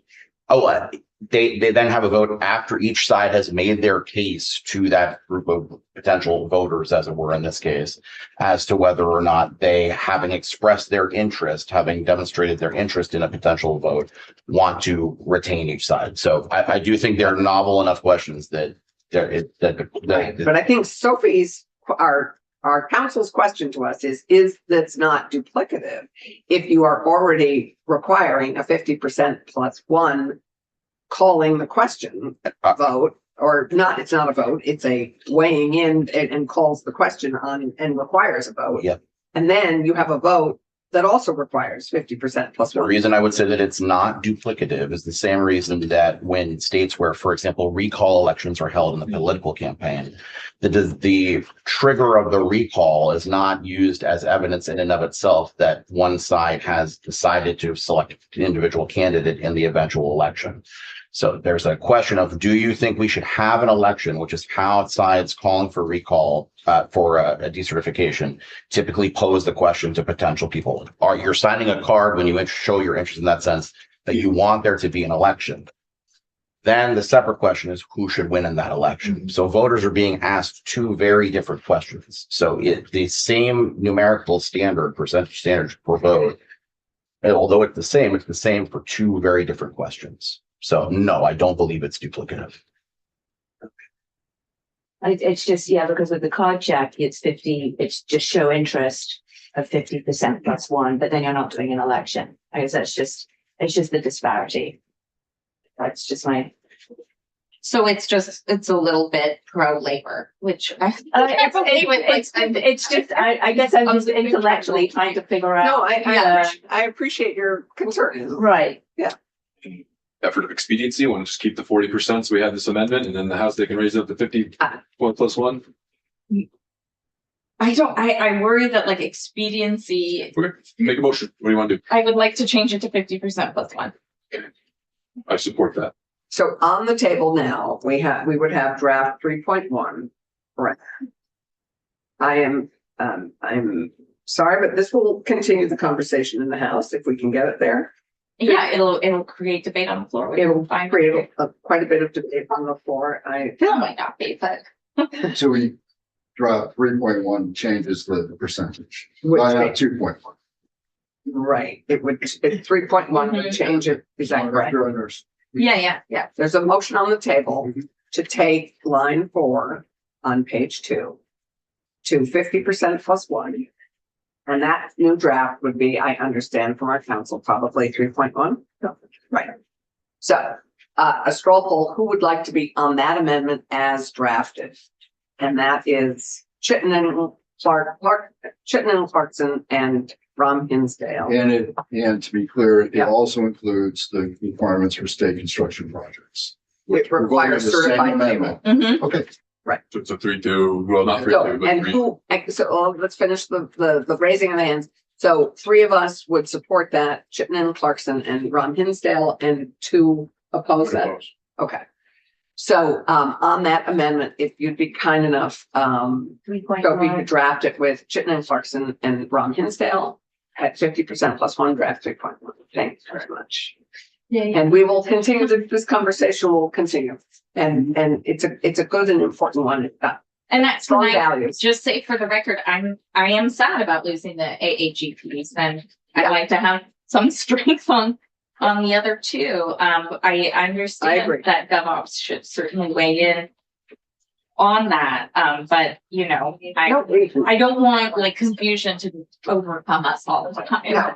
And I don't think it's confusion. I think it was trying to constructively move forward, and I'm sorry we haven't been able to land again on all of this, but there we are. If I can ask a question about the AAGs. Yeah. Just trying to ask a question of proposition or proposal 3. Yeah. Negates the whole requirement for AAGs to unionize if proposition 3 passes. Which won't I until wasn't 26. sure the answer wasn't clear. Does it or doesn't it? I don't know. No. No, I mean a straight no if you want a clear answer. So if proposition 3 passes, the AAGs could not unionize. That would not trigger a new change in the conversation. Our counsel, do you have a thought on that? Well, the constitutional amendment would cover all employees. Right. So So it they would covers have the AAGs. right, they would have a constitutional right, and a constitutional right would trump the statutory prohibition on them So Okay, bargaining. that's what I think the answer is probably yes. Well, But we would have to have that So conversation. GovOps will figure out with your. okay, it's a fair question because we had a much longer conversation last biennium with Illinois that has this constitutional amendment, like they have this 2022. Okay. Their statute's different. They have a. Okay. So I think we all would need to understand that, and I think that'll Okay. be part of the conversation that we have in the other committees. There was no. A union that already has a pathway to organizing might have an easier path. But a group that's currently does not have the right to unionize, we would still need to statutorily make a change for them. They would have the power of the Constitution on their side to get that statutory change. But we still control that statutory process. It's not like I one think thing. it would be determined by the courts. I think it would be a question of saying, I have a constitutional right to organize. And, it trumps the statute saying that I don't. Well, they would still have to go through the labor relations board to, it wouldn't be saying, oh, I might have a conflict of interest, but now I can organize anyway. The details would have to be worked out. And we're trying to work out all the details here, which I don't think is helpful, but they don't just simply have a right to be a union in whatever form or fashion they want. They have to go through a labor relations board. They have the right to start organizing. You're right. Then they would. Pressing matters on Wait. it. This is a good Okay, I'm conversation, sorry, not but for- No, more to follow. and I we think- just passed a constitutional. Please put my name on this. I'm gonna be leaving in 5 minutes. Okay, yes, I appreciate that. Cam, can you quickly do this? And because then we're going to pivot to data privacy. I think I can quickly do this just now. Yes, thank you. For the record, Cameron Wood, Office of Legislative Counsel.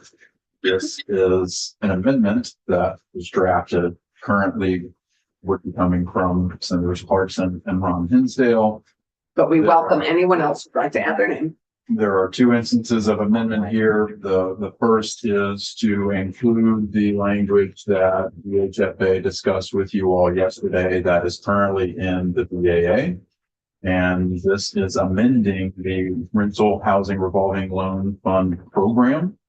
And the key pieces here are going to be in the bottom of page 1 and page 2. Sub B are the loans and the criteria for the loans that they issue out. For those who may not be aware, this is a revolving loan fund they issue out to developers to build rental housing units or rehab rental housing units. They are required to then either have a portion of those units be for affordable housing, etc.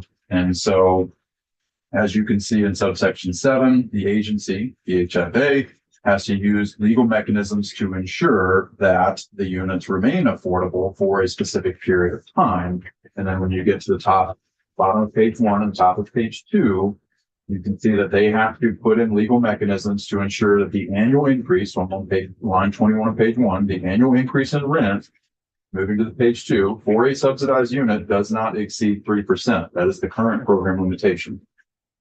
And they are proposing, VHFA is proposing to add these words for an amount otherwise authorized by the agency. And I believe they commented to you all why they would like this. So the second piece of this amendment is simply striking the effective date to make that section, which is being added, effective on passage. So that's your amendment. Thank you. And this was just to remind everybody, this was in the Budget Adjustment Act. And because of what's happening with that, they are wanting to make sure that we have this, they have this possibility. VHFA is wanting to make sure we have this, and I talked to appropriations yesterday about this, and they have no problem with us putting this in our amendment. They're Thank you for doing that. They're supportive of this, Right. generally. Well, we all passed, I mean, we've already passed this language. Well, I mean, in their VAA. committee was divided on VAA, but there was absolutely no objection to this particular piece of VAA. Great. So, I'm just looking for people who'd like to be on this amendment. Chittenden and Clarkson, Rom Hinsdale, David and Randy?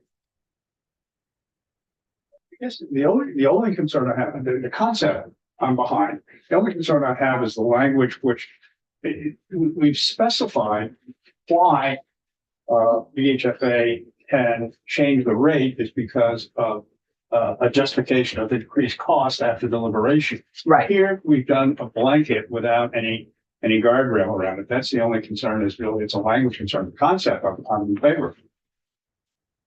You mean, I think yes, it relies on trust in VHFA as an agency of the state.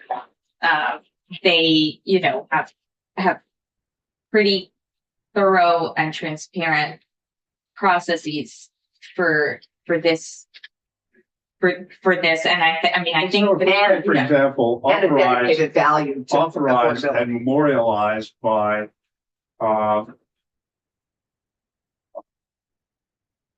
rationale, but a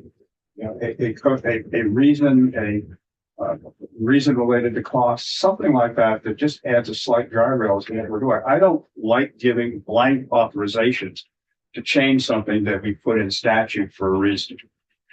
I understand the notion of what we're trying to do here. If we're trying to give VHFA the right or the ability, when they see a special circumstance after investigation because of increased costs or whatever, that they can raise that rate. That I understand. We haven't specified that here. We've just given them a blank reason.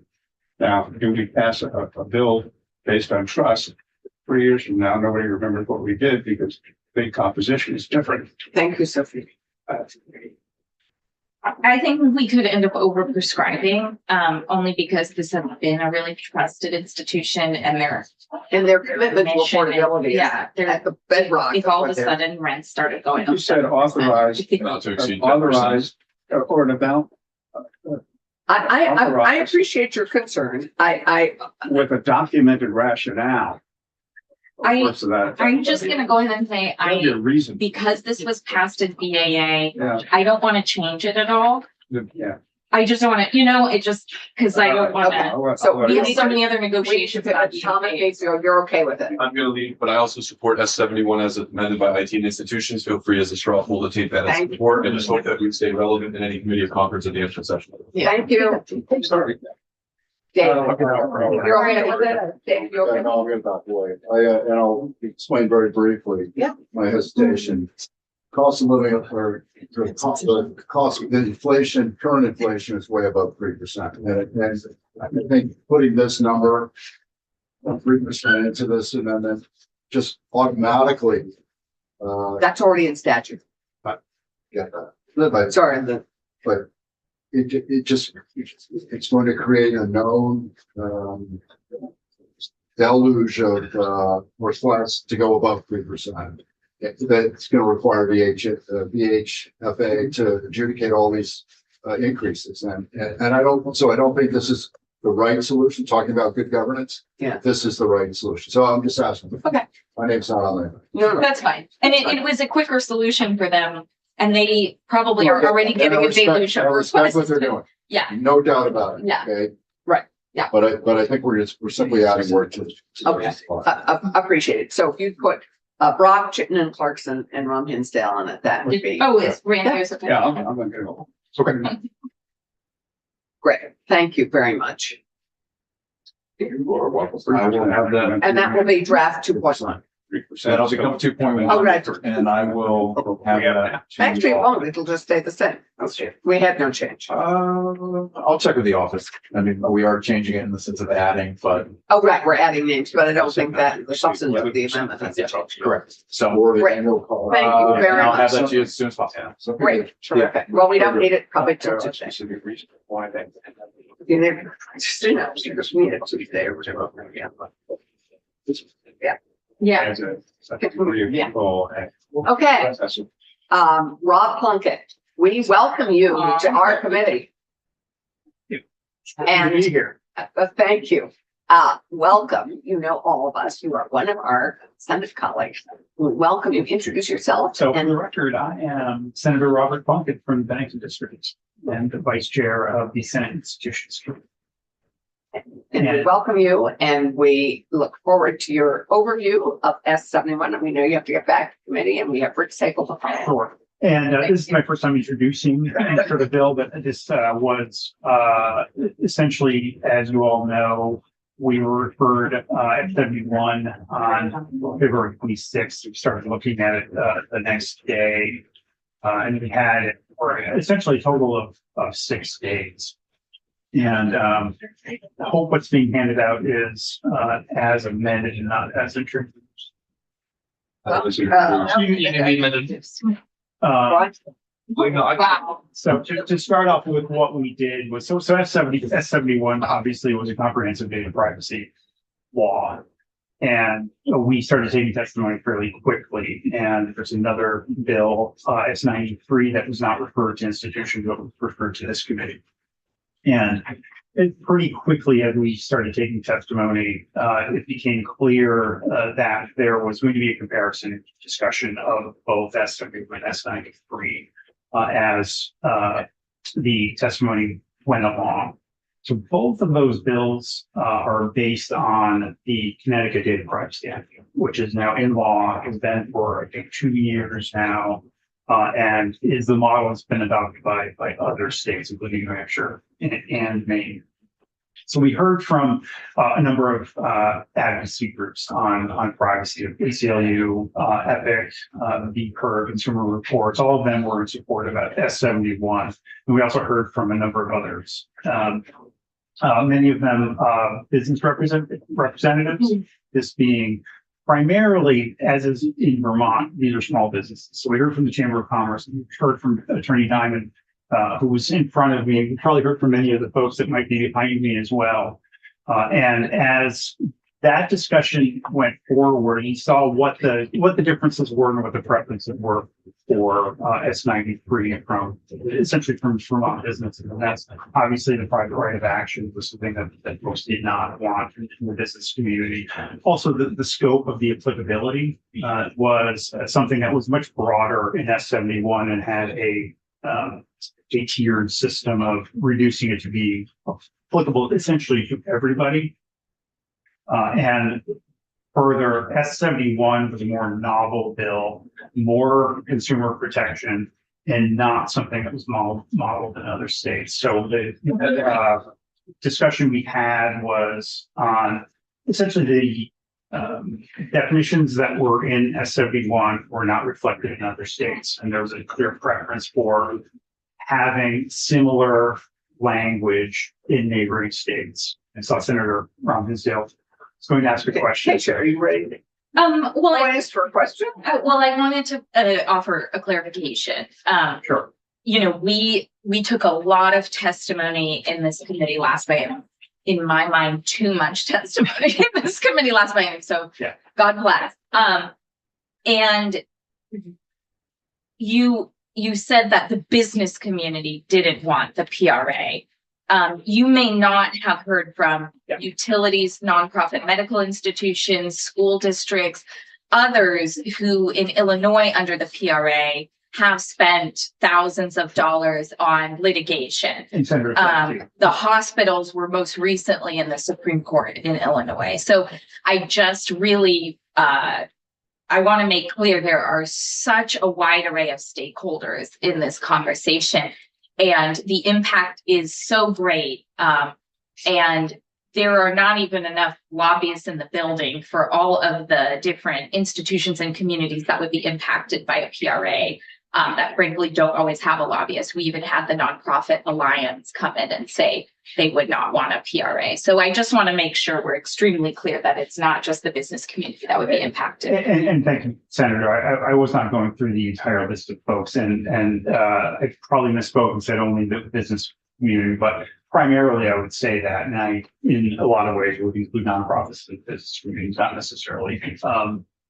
But there were, I'll rephrase and say there were many stakeholders that saw this as a impediment to potentially their further activities. But primarily what at least I was hearing regarding the PRA is the risk that was involved, and that although wouldn't necessarily be something that was concrete, it's something that's real and tangible when we want to have a comprehensive data privacy bill. Or what is real and what? Risk. Just the feeling that there's risk coming from a potential law, that this is something that is going to have a business impact that we don't necessarily want, and probably further unintended consequences. So it's real and tangible that we don't want that risk.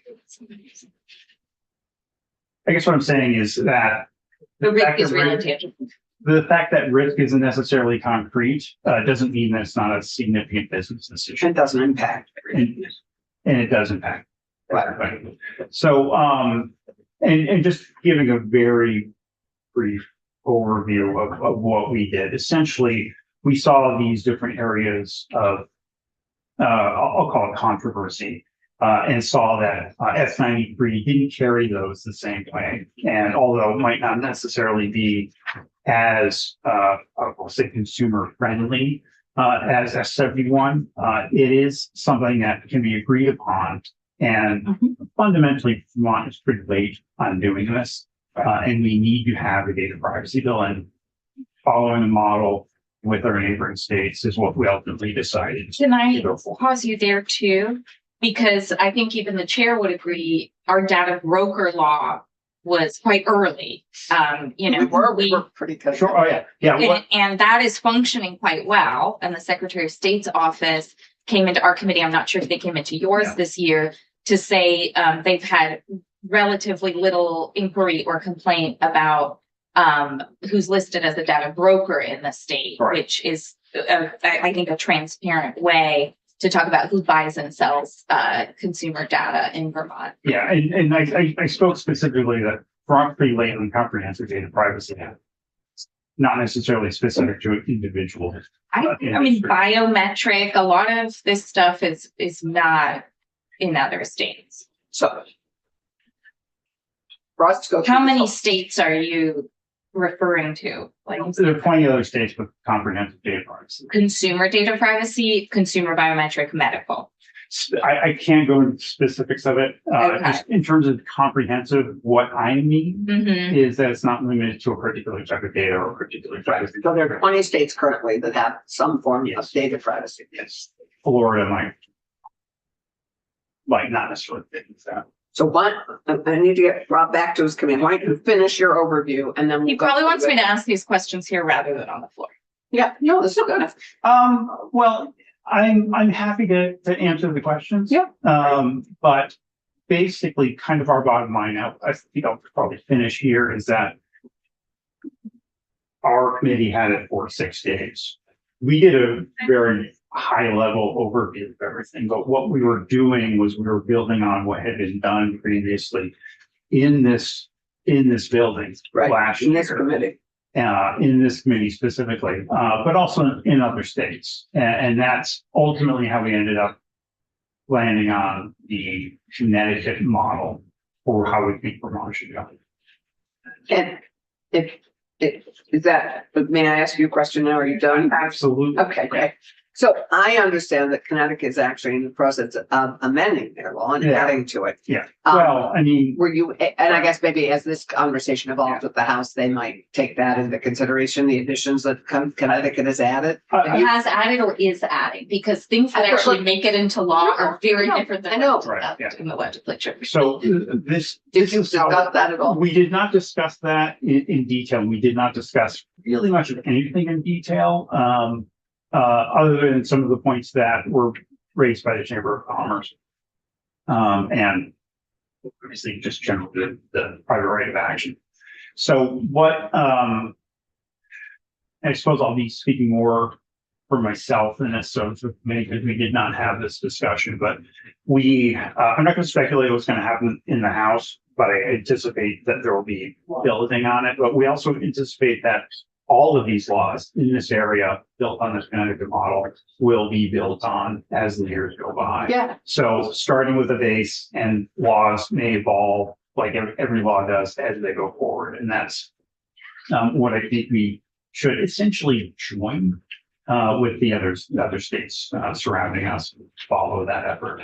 Because to me, as a lawyer, whenever there's some sort of new law or other law, I often ask, what are other states doing?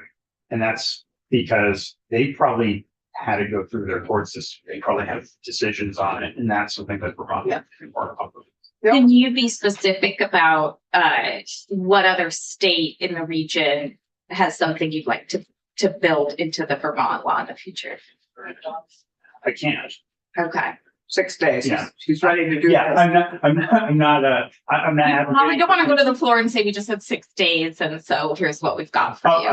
Understood, but that you cannot do anything other than a high level overview of these laws in that period of time. If I can we back up just a second? So S-71 is not in this committee. Senator Plunkett here just to kind of give us a background in preparation for the floor. Well, we gave them the bill, so it was in our committee. Yeah. But We moved, it's not.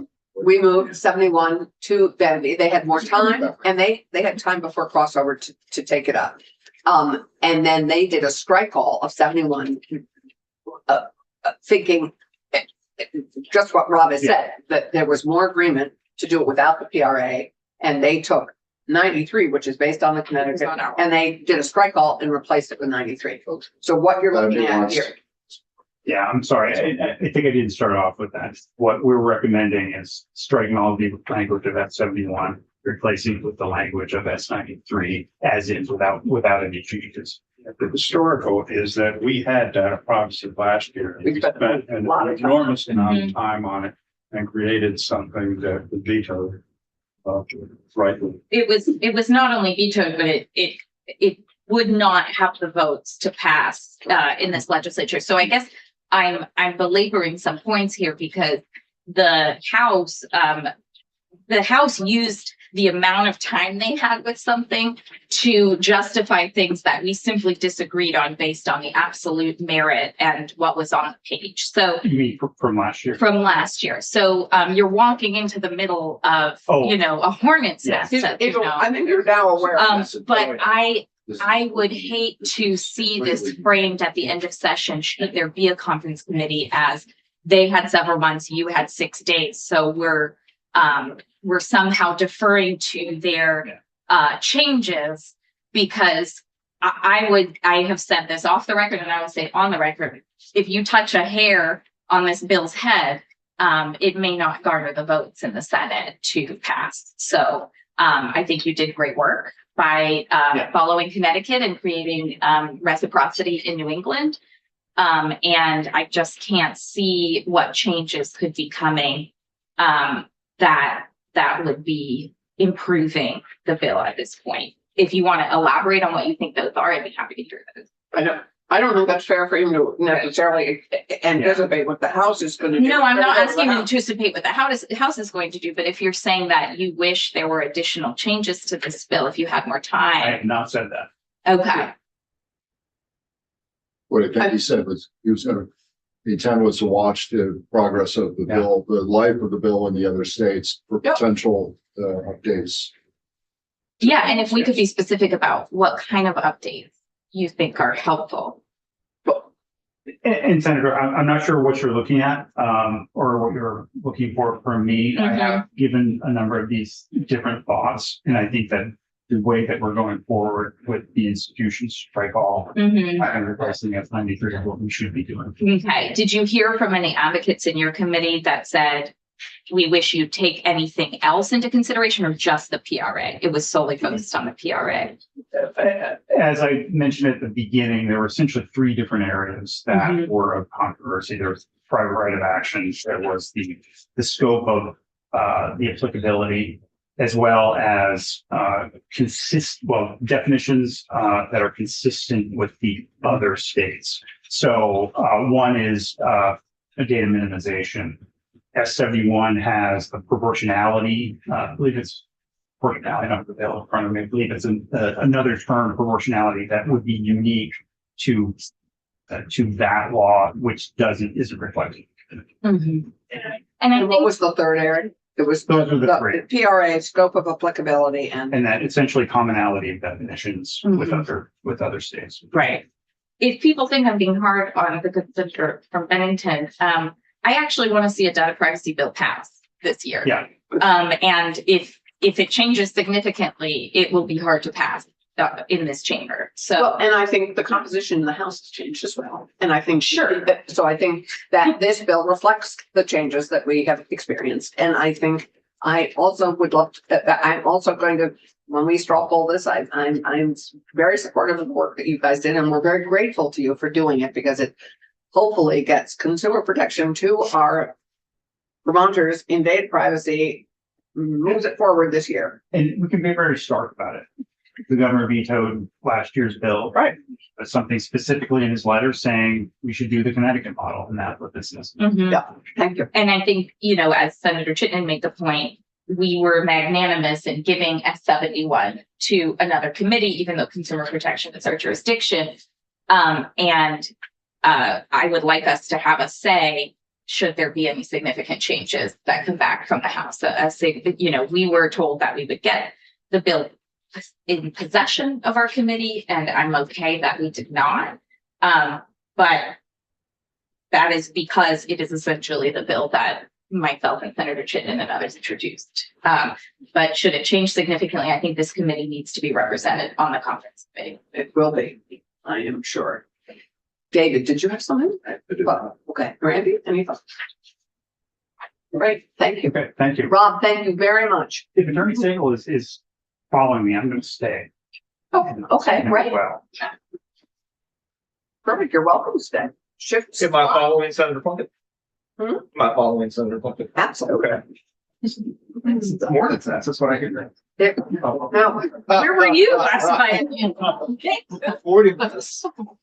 I think I saw you in the background. Was it John? Was it John last? It was John. No, you didn't forget. Who the attorney of this bill was? I mean, we had a few hornets' nests last year. Yeah, but We had that several. was John. And we had several, but we have worked our way through, and we are here. And we have, I know and appreciate the fact that we have a very long bill.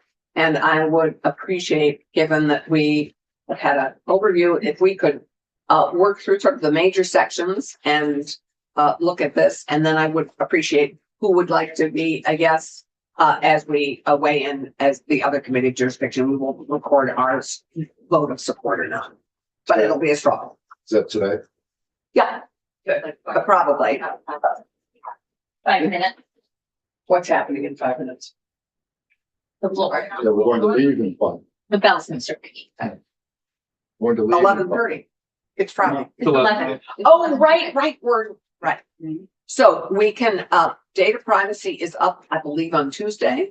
And so I'd like to be able to weigh in if I can, if we can, but I will stand for the committee to weigh in on our vote. And Well, Rick Sagel, Office of Legislative Counsel. I forgot. And this is the amendment, the strike all amendment that came out of the Senate Institutions 500.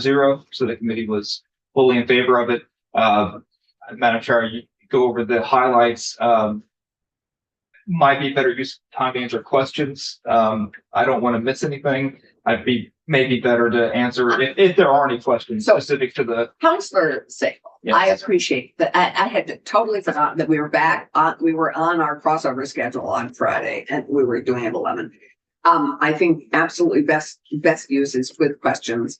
And David, I know this is, I know we have the drafters who are supportive of it and those of us who worked on this last year supportive of it. And I put you in a more challenging position. It's kind of untenable. I don't have a copy of the bill. I was given the as introduced. Copy. Right. And so, Rick, I don't know how it's. We've got 5 minutes. We're out of here. I emailed it to you and it's. I'm not gonna submit this to a straw poll. Okay. Something So maybe we could get that from, a 64-page bill. well, and it may, is it longer, as 45. 45. Okay. Less reading. Still Quick read. Can we get that printed and then get it to you ASAP so you can look at it obviously today and over the weekend? sure, but if we're straw polling. Yeah, but we can all, a straw poll, we can. We straw polling, just to make sure we're even talking about the right bill. Are we talking about S71? Yeah. All right, so S71 as introduced. No. As amended, that is why it is. Introduced. I know, we appreciate that, and we're getting you as amended, as passed by the committee. That's what. And technology. So you can take that and recycle it. Please, you have the recycle bin right behind you. I do. So the degree of clarity, we're gonna get something that we wanna do a straw poll on in 5 minutes. Well, is it up on the floor? That we haven't read. No, it's on the floor. It's on the floor Tuesday, I believe. It's on the action calendar. I don't anticipate. But you're gonna have it, I think you're gonna pass over it until Tuesday, because they knew that we were meeting today and hearing from Rob and Rick. So it could continue to be passed over.